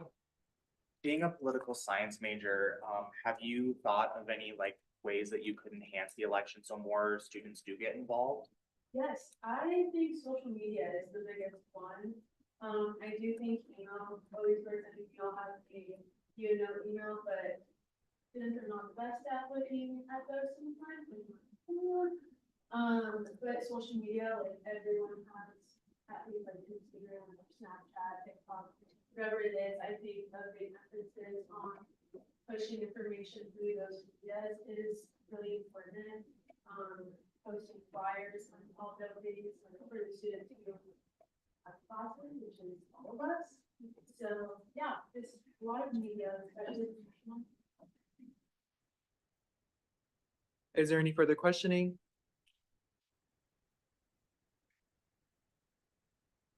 If, yeah.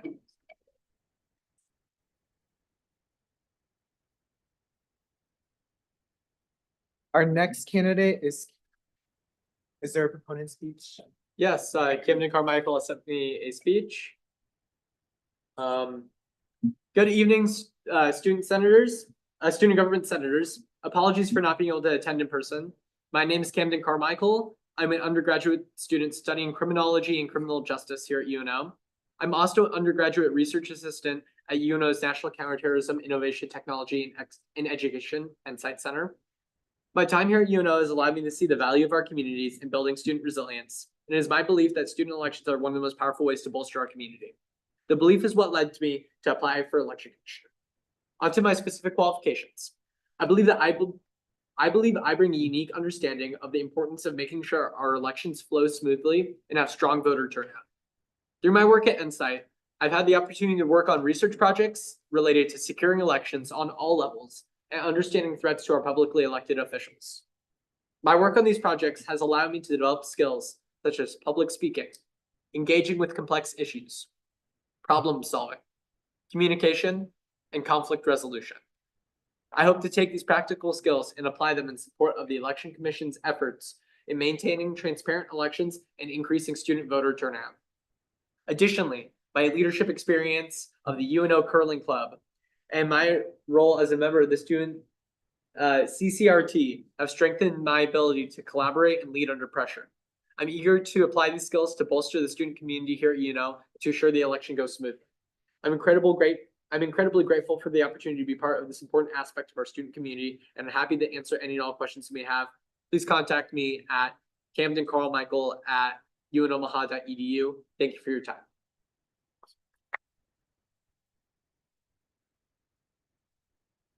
For our candidates, Director Hammond will direct you out of the room for discussion. In the policy, that's what was. They can't, they're not supposed to be there. I'm just thinking, that just hit me. Yeah.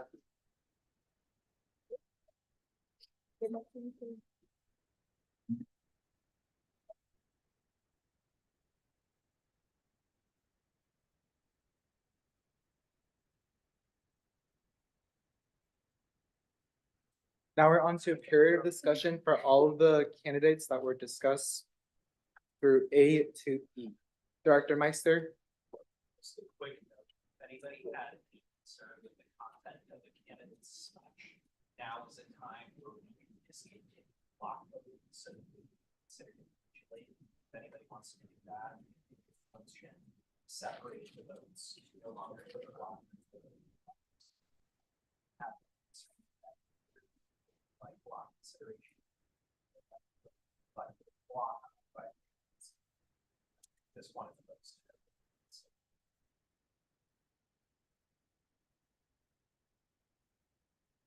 Ambassador Ishield?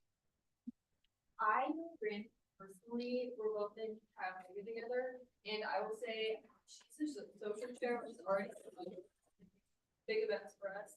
She does such a good job. She stays true to her word, and she loves hearing input from everyone after any event she does.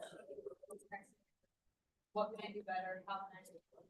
I think she'll carry that through. And she's open to it.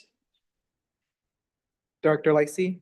Yeah, I'm gonna speak on the first person's seeking appointment, Garrett Conley. I attended one of his, or for HSA last semester. He spoke and kind of led us through kind of like what voting looks like. And it was actually, he is very knowledgeable of like the political system and how it functions.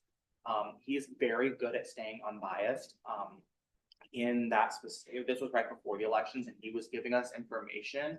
But he gave us information on both sides of the ballot, and that was, I thought, very commendable of him. So, Is there any further discussion on our candidates?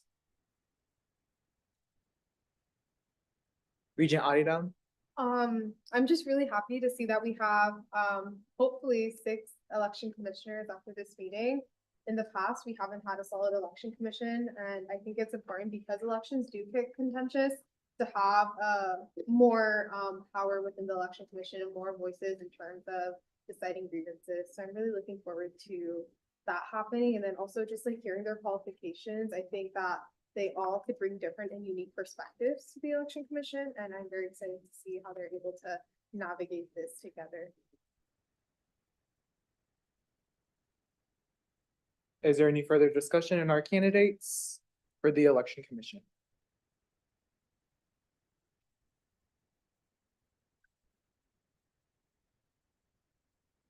If there's no further discussion, now we're on to a period of voting, and then the voting will be through block vote for A to E.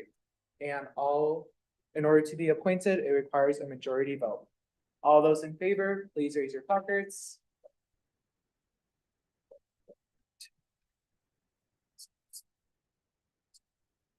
I got 14. And then all those opposed, please raise your placards. And then all those abstained, please raise your placards. We can make it. In the opinion of the chair, all the 5 candidates have been appointed for the election commission.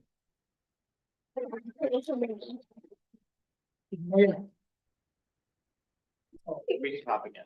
Yeah.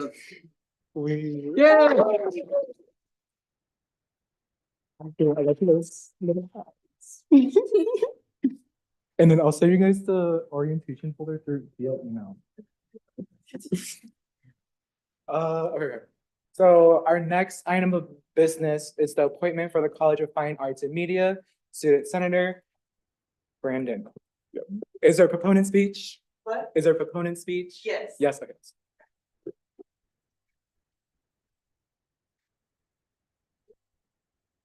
Hello, everybody. My name is Brandon Lopez Ferreira. I'm currently majoring in communication studies.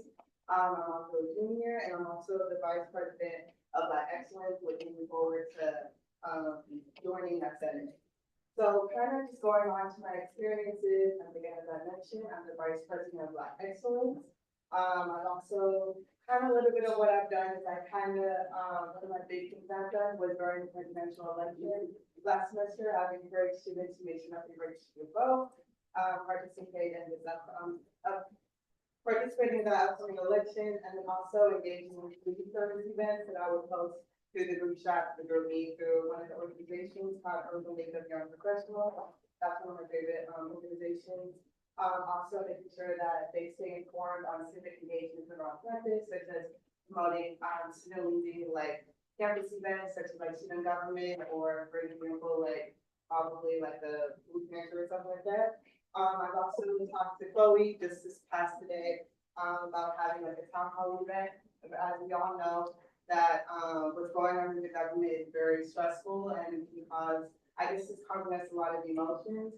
So I'm trying my best to try to like, I guess, kind of come up with an event that we all can come together as a community and kind of just have like a safe place for us, because as we all know, we don't know what's going to be happening in the next couple of years. So I bet we might as well just come together if we can.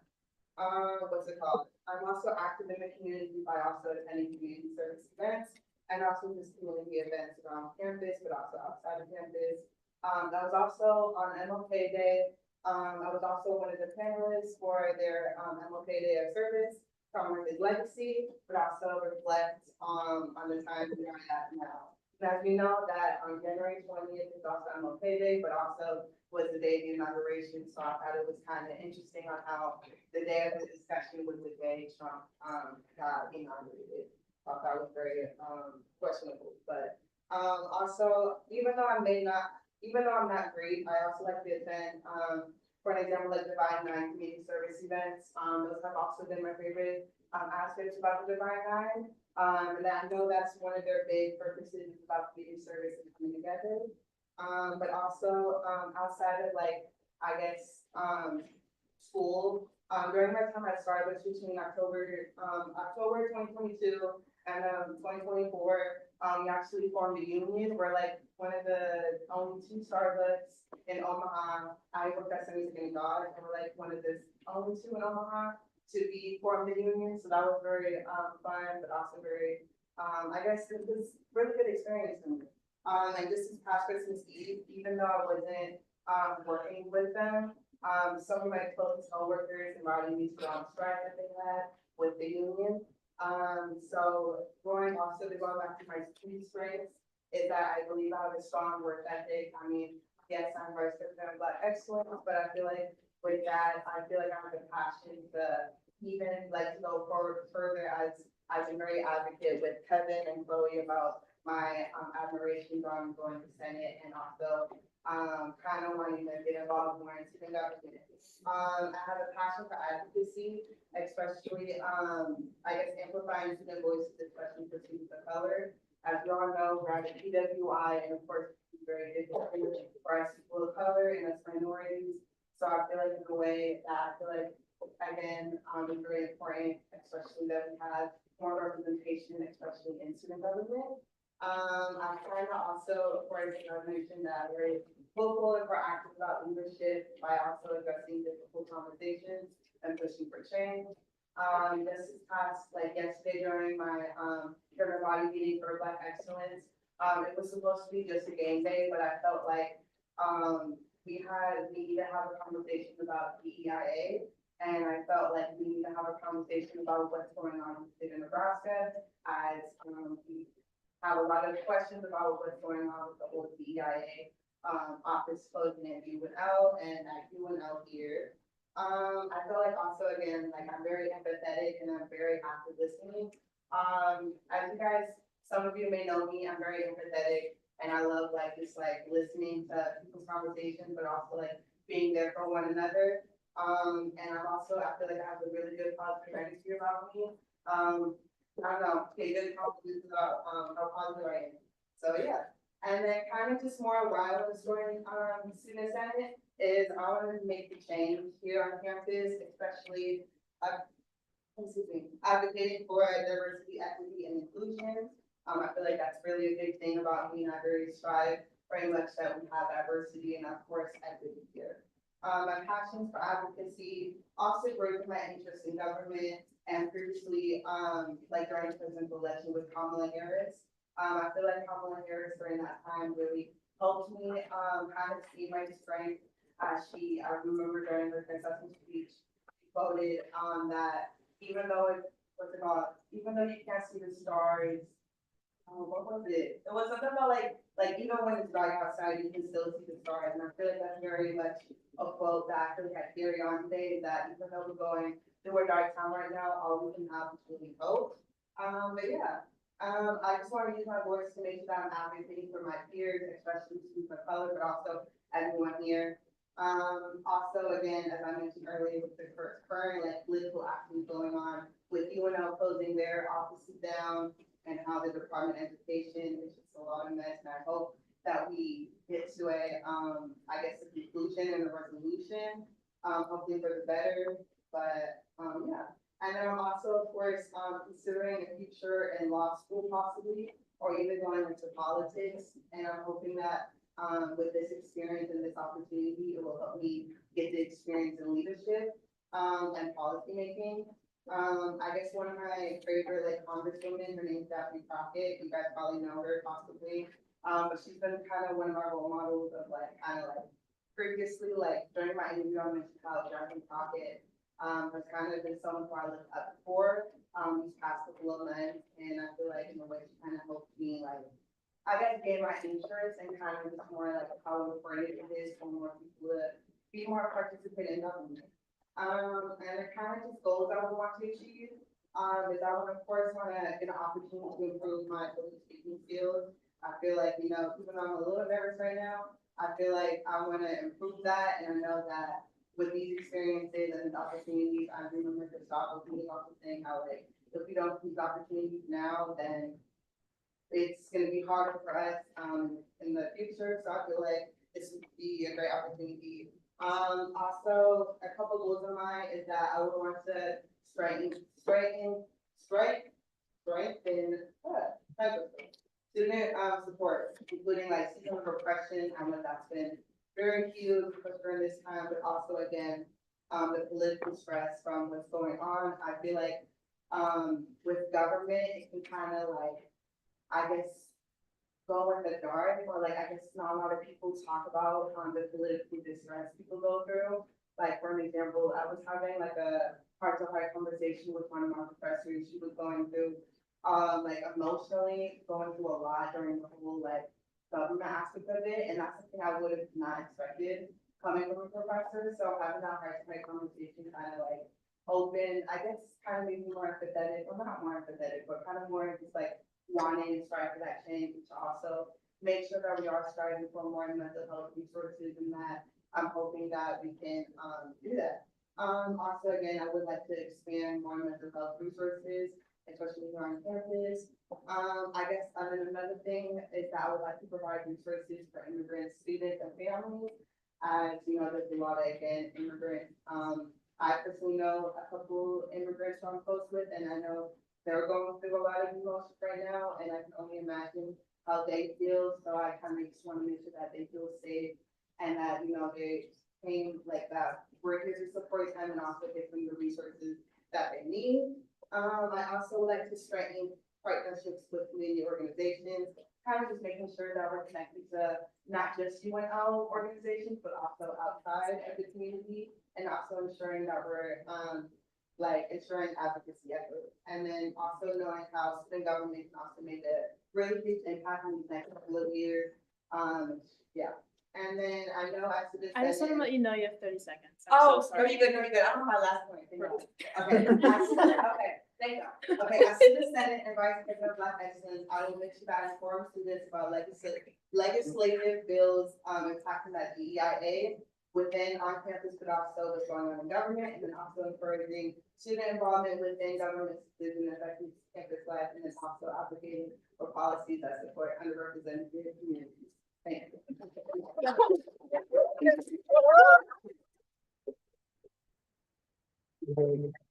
Now we're on to a period of questioning. Right. You didn't. Senator Ryan, who was the one thing? That was First of perfect. all, you guys know a lot of goals. Yeah.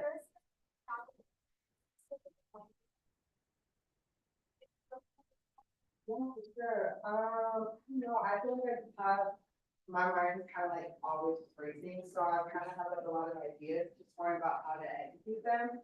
But I feel like, I guess my main thing is like I guess the mental health resource aspect of it. I think mental health is a really big thing that like, we're finally having more conversations about mental health, but I feel like in a way, there's still like gray area and kind of more of that stigma of like, we shouldn't be talking about it, but I feel like in a way that, I feel like also not a lot of people really discuss political distress. I feel like in a way, it's only discussed within like small circles. So I feel like that's something I would like to push for. How has your role in Black Excellence compared to your roles in government? Primarily engaging people with values. Yeah, for sure. I guess being vice president, obviously, I'm Latino, I'm not Black, so of course, that definitely is a big part in it. And something that I did before running is I would have conversations with the general body members of Black Excellence, who I'm also like close with. Like for an example, I'm always in SLII office, and most of the most of the general body members of Black Excellence is in the office. So I would also have that empathetic conversation on if you guys feel comfortable with me going for this role, even though I'm not Black, but would you feel comfortable if me being Latino going for vice president? And I had some difficult conversations, but I feel like 9 times out of 10, it's kind of more just being open and kind of just being more empathetic, and then also like I guess just having those conversations about cultural appropriation versus appreciation. So I definitely feel like that's very much a big thing that I had to like practice, because I feel like it's also something that kind of like not discourage me, but I feel like in a way that like I wanted to make sure that I'm doing it appropriately, and also make sure that I'm like, I'm not gonna like break down any barriers, and like I didn't want to like like offend anyone. So I feel like that was kind of something I wanted, I guess. Yeah. But that answers me, or do you want another question? No. Okay. Mention. Sure. What's something in this time is going to go this year? You get hopes for it, it gives you hopes. For sure. I think hope. I think that's something that I guess I always had hope. I guess right now it's just more like, I know for sure with student government, we're all here in the community, and we're all, have one thing common, and that's, making sure that all of our voices are heard, including, of course, and that we're also letting know that we're here for the students and for everyone here in the community. So I feel like that's something I kind of like, I guess kind of been vocal for. I think that's also one of the many reasons why I wanted to be in front of Senate is also, making sure that my voice is heard, but also like a lot of people who are not interested in the government or may not even know about Congress. I feel like also just being kind of like their voice for them. I feel like again, also in my last like sentence, I said how me being part of Excellence, I will take information from student government and carry that on with not just Black Excellence alone, but also my other organizations, and also carry that on to all my students, all my peers. Yeah. So I know you mentioned you have a lot of goals and aspirations for student government and in your position you were going to be elected into. So considering that with this term only being a couple months left, is this something you're going to merge this next upcoming term with student government, or something as a currently going? For sure. I definitely would love to, of course, go further through Senate through next academic year. I'm hoping that goes. I think also just more like, again, like me, I'm very like passionate, and I go for whatever I want. And even though I know this is the middle of the semester, I actually just like, I kind of just more like, I wanted to go for it, and I did, and I finished it, and here I am now. Like I just had an interview today for Senate. literally a couple hours ago, so I'm now here getting my appointment for Senate. So I definitely have, again, a lot of goals and aspirations, but definitely would love to see myself here at Senate, throughout my years. I already mentioned that you're involved in excellence. What other? Sorry. Back to your answer. So what other organizations are you in and are you ready to balance adding HK on top of that? And how would you balance everything together? For sure, for sure. I'm guessing like, I'm not on any executive boards for any other organizations besides Black Excellence, but just general body, I'm, part of African Student Association, ALA, Police 100, I know that's one of my closest ones, but, I guess just more making sure that like, I know like balancing it is a very, like kind of, I guess, I know I'm gonna be able to balance it because, you gotta make the time for it, and I know that like, I think also with student government, I know that you guys meet weekly, so that will help me like kind of like structure like how to plan things around. And I feel like, again, like as just like a college student, I mean, also like, I think me, like, even though like maybe it's not like, I guess the thing I want to work on is more of my time management skills. So I know that, having so much on my plate would kind of like, help, if that makes sense. And then also, again, if I do pursue this as a career, I know that I would benefit, from this organization, but also caring about hearing the information from what I, gained from Senate to the other organizations that are part of it. I hope I answered your question. Yes. Is there any further question for our candidate? Director Nguyen? Like how you brought up your experience with forming a union, one of the two Starbucks, right? That has a Yes. union. I think that's really impressive. What kinds of insights would you bring into SGA, especially when you emphasize pushing DEI initiatives For sure. with that collective organizing?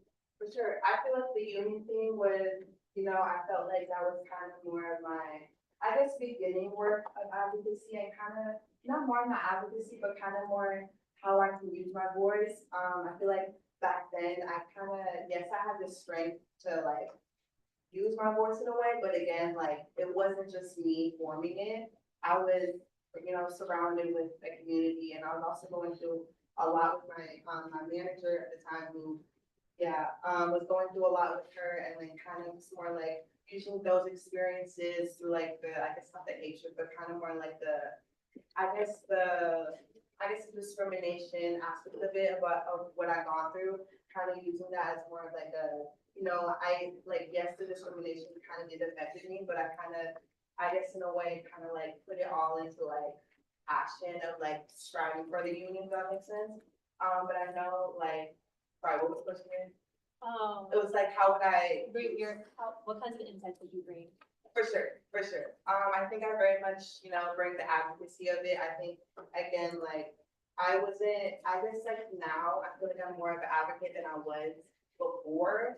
So I feel like the union thing was kind of more just like my first steps into it, of like kind of seeing my full potential. So I feel like now I'm like, I guess seeing our potential, and I'm kind of like using my voice more now than I was before. So I feel like in a way, and I'm also like, kind of just more like making sure I'm like surrounded with the community, like again, like all the senators.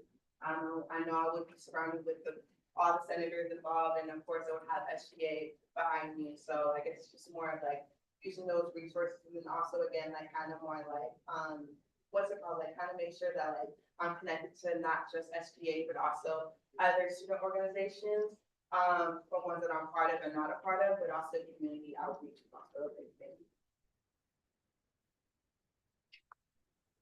Is there any further questioning? Sorry.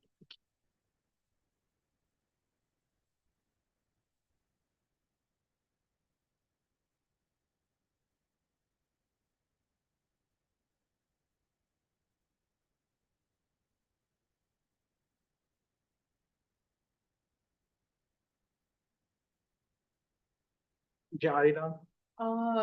He's clearly very passionate. I think this is the longest appointment speech I definitely have ever heard. I don't think anyone has ever come close to hitting that 10-minute mark, and the fact that he was less than half a second away is very impressive. I think. Dalton, you hit your 10 minutes? Oh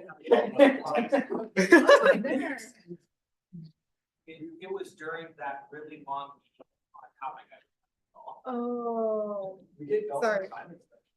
That's okay. So second longest appointment. That's my bad. I completely misspoke. But I think it just really exemplifies what a passionate person he is, and the fact that he had his interview today and he's here is very impressive. And I'm glad that he wants to be a part of this body. But yeah, I guess like he's in second place for longest appointment. Director Lacey. So I actually worked with Brandon for about a month after the Starbucks that I work at. And he's very hardworking, he's very dedicated, and like we could see it in his speech tonight, like Regent Adidam said, like he just got interviewed today and he's here again tonight. He is obviously very dedicated and he wants to make a difference. So I know I don't get to vote, but I like urge you guys, I think like he really wants to make a difference. I think he made a great addition, Senator Ringel. But I know Brandon personally from New Rich. We're in the same scholarship cohort, but Brandon is exactly who he comes off as. Like he's very, as he said, he's very empathetic and he will talk to you for hours and hours on end, which I think you can get really good discussions out of him. And he's just amazing and he's very passionate because he's asked me a couple of times about student government. He wanted to get involved for a while. So he's very excited to be here. So I urge you guys to vote. Ambassador Afraid. I would say Afraid? like the amount of events I've went to, the amount of tabling events I went to, he's at like so many different things. He has like Bruce Stevens University, and I feel like he would be a great figure and great means because he has a lot of students that talk to him daily, and he would be a great so dedicated group.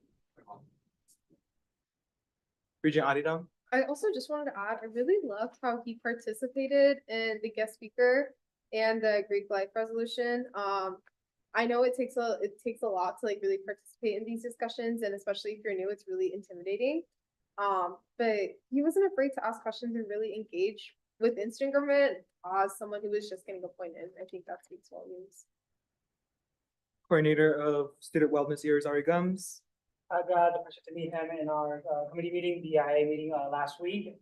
And he immediately started contributing to the conversation and really already like wanting to help with a lot of the new initiatives that we're having. So I really want to see him next Thursday in the next committee meeting, and to get to work, and we'll get to work with these amazing new initiatives. And I know that for sure it will be as explosive as I would believe them to be. So I would really love to. Is there any further discussion in our candidate?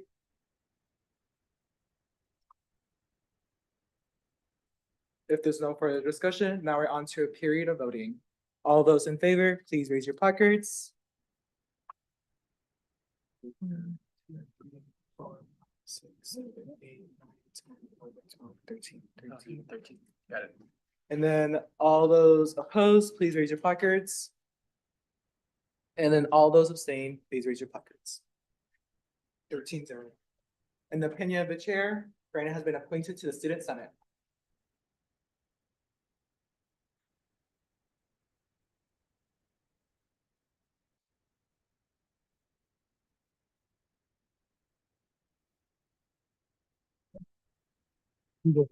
Congratulations, and I'll get you your placard like next week.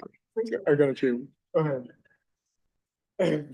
Wait, Brandon, if you want to contribute, you can use that yellow placard. Okay, thank you.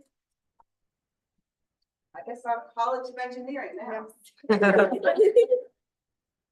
Senator Meister.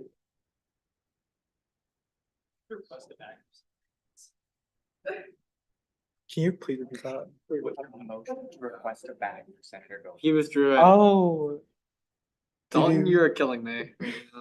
Senator, Are you writing it? Yeah, I'm writing it. do you want one? Would you like one? We can definitely, there's a lot more. Gomez, motion. Okay. Our next item of business is SR 24-25-019. The University of Nebraska at Omaha Student Government Association affirms LB 14, Adopt a Hungry Free School Act. And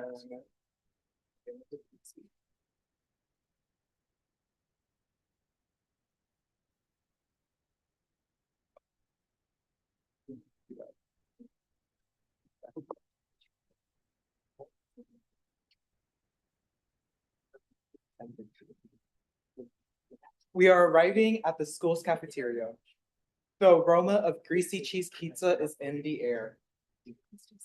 One by one, the greasy cheese pizza is placed on our trays with our taste buds begging for the line to hurry up. We're getting closer and closer to the cash register until the person in front of us was denied the greasy cheese pizza due to low balance in their student's account. School meals are an essential part of the public school system. Children rely on their schools to provide them with nutritious meals. Nebraska Senator Avenat introduced LB 14, Adopt a Hungry Free School Act, to provide free meals for all public school students. The UNO Student Government Association should affirm the passing of LB 14 because the bill supports UNO student parents. The University of Nebraska at Omaha is home to 15,000 members with a range of demographics, and some of these demographics are student parents. On the resolution, I included some personal UNO student testimonies, and I would like for us to review these testimonies.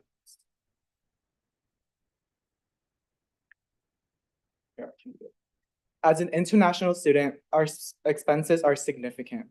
My wife is currently enrolled in an English program, and I'm beginning my graduate degree. With both of us holding part-time on-campus job, our finances resources are limited, and managing our living expenses, tuition, and childcare costs presents an ongoing strain. Receiving food support for our child at school will be a profound impact on our family's well-being.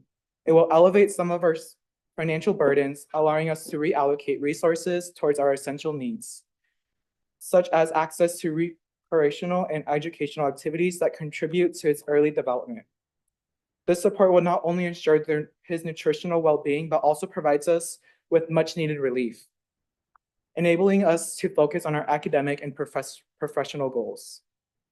We sincerely appreciate any assistance that could be provided, as it will make a meaningful difference in our lives and our child's future. UNO student parent, February 2025. As a part-time employee, but full-time student, college student, and mom, it takes a lot of balance and budgeting to make sure I can provide for my family.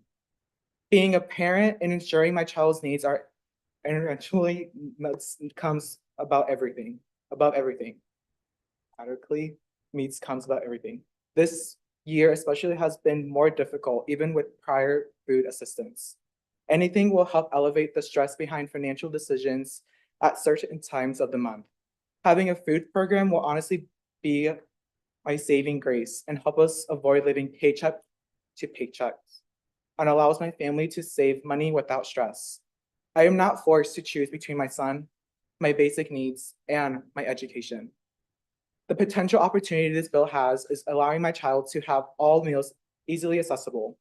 Food is a basic necessity, and having this assistance will relieve financial stress on my family. Food, along with other child-related expenses, have become very expensive, and it is a basic human right to be fed. Being in an economy-driven country is heartbreaking sometimes, because people lose human touch for basic human rights and needs. When it comes to children and their basic needs, there should never really be a debate on whether they deserve it or not need it. Growing up, I remember being part of a low-income school lunch program, and it prevented me and my brother from going home hungry on some days. A lot of times we were made fun of having this assistance, but it helped us in more ways than you can imagine. UNO student parent, February 2025.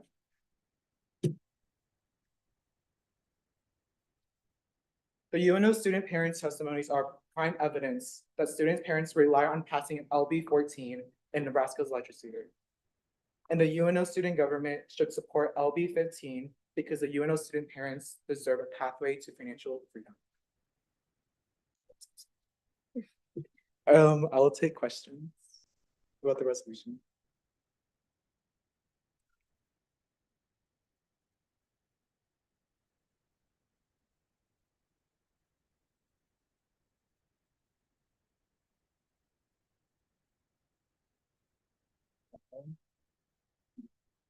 Alright, so now we're on to a discussion on the resolution.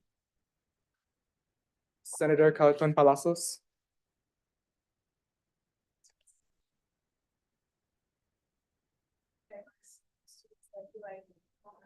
Focus on business. So I'm just really proud of you. Properly, equally, able to get this students, especially myself. I got challenges when I was an OPS student, so thank you all of them. Senator Rye.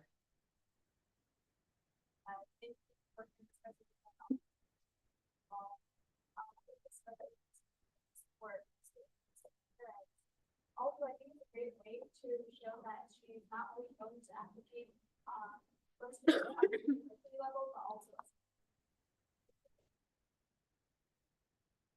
Coordinator of Student Wellness, Irizarry Gums.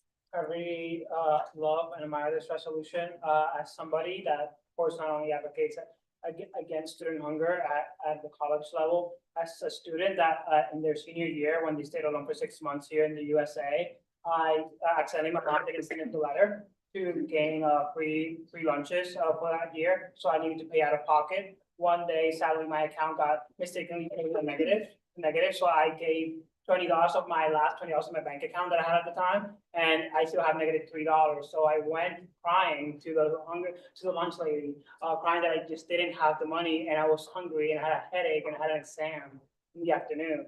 That if they could do something so I could eat lunch that day. And basically, since all the need, I got taken to the vice principal, and luckily, not only did they threw me to the process to get free lunches once more, they also gave me winter clothing and all that. So I was able to have a very good last academic year at Alcorn High. Alcorn High is something that I will always commemorate of that executive team in that school, and to this day remember. So I really love this resolution, and I really encourage you to pass it. Richa Adidam. Yeah, I just want to commend you for writing this. I know, UNO, we serve a really large non-traditional population. A lot of those are adult learners with kids who work full-time and still need to find a way to pay for their education. So it is really important. I think also something to consider, and something I am asking of the Senate, is in this last therefore it be resolved clause, it's saying to submit this resolution to Senator Michaela Kavanagh. I would also like to add the Education Committee as well, so that the people who are voting on this important bill also get the opportunity to receive our testimony in support of this resolution if it passes. Senator Meister. Oh, yes. Yes, Senator. What's your name? I definitely really, I guess got touched with the whole, like, with the testimonies. I feel like, again, like, it's really nice to hear, like, the stories of, people. And I feel like, again, like, going back to, with one of the senators of, like, I got very touched because, I kind of grew up with, having low income and, like, having the free reduced lunch. And then, of course, like, just kind of, like, going through that. So I'm really excited about this resolution. Senator Meister.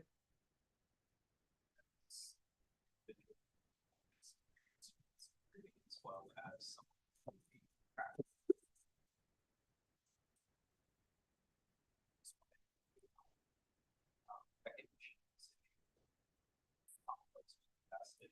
that access both immediately and help downstream. While the initiatives you can under your time government, I just want to acknowledge how impactful basic access to our basic needs can be and creating this at a very fundamental level for students in the state of Nebraska would be to demonstrably impact their lives in multiple downstream ways that I can't or with this group give me time to do. It can take all night, right? And I mean, I think that that's something that you can figure out, just be conscious of the impact that this will have in bringing sport to our attention and advocating for it. Thank you. Oh, Director Lacey. First, I want to thank Kevin for his hard work on this resolution. I also want to thank Ellie and Carlos for sharing their testimonies. That takes a lot of courage, especially in person. I also want to thank the people who included their testimonies. I know their testimonies add so much to this resolution. I would just like to say this is not just an on-campus issue. This is a statewide issue, and UNO being a leader in supporting LB 14, it's so important, and it shows how we are dedicated to not only UNO but also the entire state. And I would absolutely love if we could write more resolutions like this that support not only UNO students, but campus-wide. Is there any further discussion? I definitely want to say thank you all for your comments. Really appreciate it. Senator Wright.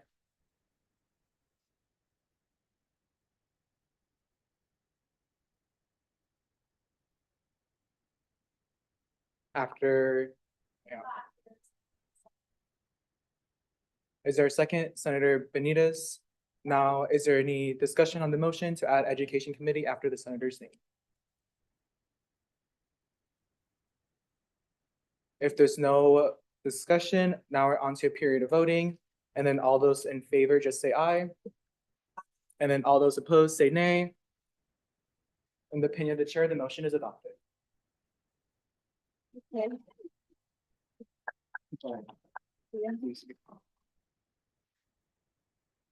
And then I will also like to request a motion to include Senator Megan Hunt on the list as co-sponsors because she also co-sponsored the Rose LB 14.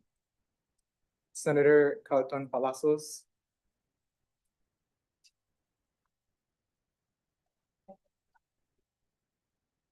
Is there a seconded? Senator Rangel, it's been seconded, and then now we're on to pure discussion on the motion.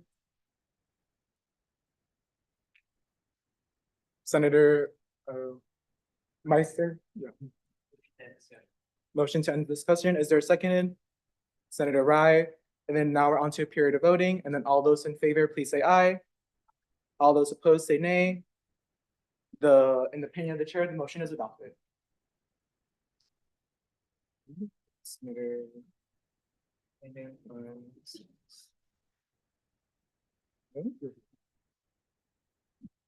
I remove those? What? Can I remove that? Yeah, I'm sorry. Where did they pass? Yes. Okay, I just really don't want that. Okay. Okay. Is there any further discussion on the resolution?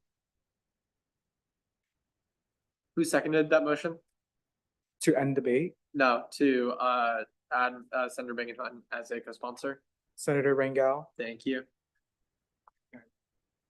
Is there any further discussion before we go on to a period of voting?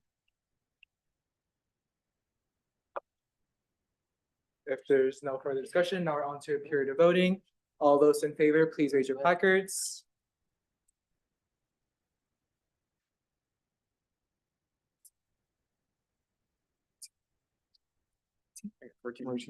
All those opposed, please raise your placards.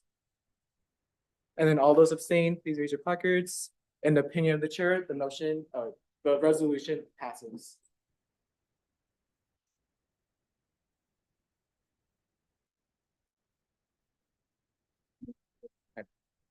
Go to the order. Yes, go to the order. So our next item of business is go to the order. And then the question is, what was your favorite childhood toy?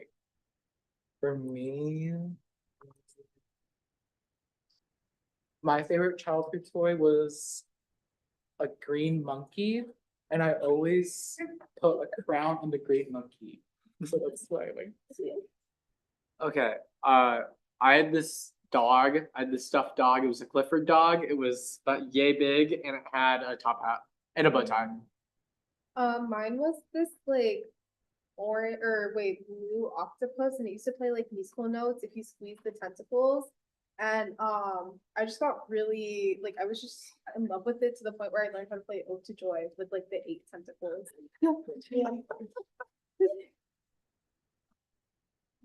I was more like an arts and crafts kid, but I guess I had like Barbies and Bratz growing up, so I guess that would be my favorite. Actually, mine is my grandparents got me into like this little tiny piano and it had little like animals that would like turn when you play it. And actually, like they got it for me and it's still at their house today. And all their grandkids still play with it 21 years later. So that's a little story. Bakugan. Yeah.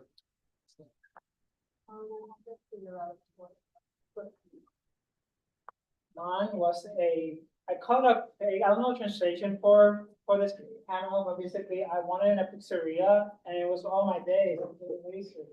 Basically, I call him Senor Javali, and I had this thing for like I think 7 years in my backpack, and I brought it to the USA. It's with me still.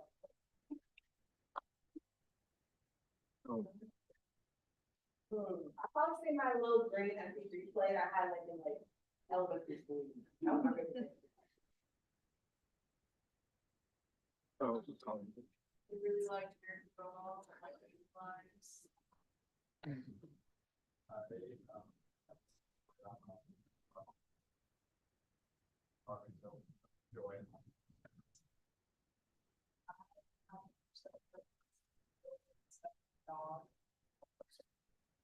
I had two. One, I was a lover of Silly Band, like the little bracelets that look like things. And then two, I would play with potatoes and tomatoes and pretend they were like little animals that we had all these little fences. It was interesting, but it was fun. I think I would say like Beyblades, because I went to like Rhino for like 2 years. I had like the normal one, but like the circuit on like the recess at recess was the same. You had like kids with like the gun modification and shit that it was a crazy time.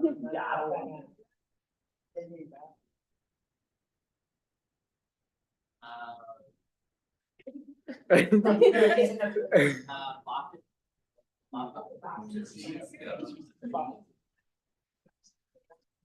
actually like the sketch pads that had the little knobs and the line. I just. Oh. Lucky, that's good. It's like.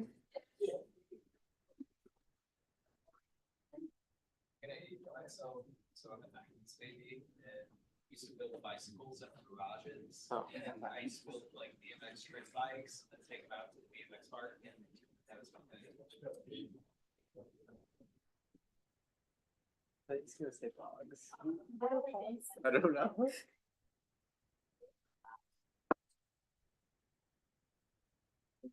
Hannah. You guys are furry. First, and there's a lot of fun memories of that. For Nerf guns, because my dad would just like bring them out and start shooting one day, and we just get a big Nerf course on. Gio. I had an Optimus Prime like animatronic thing that was like this big, and you would push a button to have its wings. I would say Swinkies, and they had like little holes in the Yeah. bottom, so like my sister would stick into her face. So I asked her why. Or WebKit, play online too. I would say like little shops. Oh, I had this Princess teacup set, and I also had an American Girl also. I have a lot of boy family members, and they all like play cowboys. So my grandma made me set of like cowgirl outfit with chaps, and like my own set of glasses. I used to have a stuffed animal. It was practical. It was very poorly made. It looked like the sock with 4 legs. But I think for my birthdays, I got like Zora house made, so I really use that. And I still have it actually. Oh, she did? Our next item of business is adjournment. Is there a motion to adjourn? Senator Brady. Seconded by Senator Gomez. Now we're on to your period of voting. All those in favor say aye. All those opposed say nay. In the opinion of the chair, the meeting has been adjourned. Oh. I put this. Yeah, that was happening, so you guys can finish it.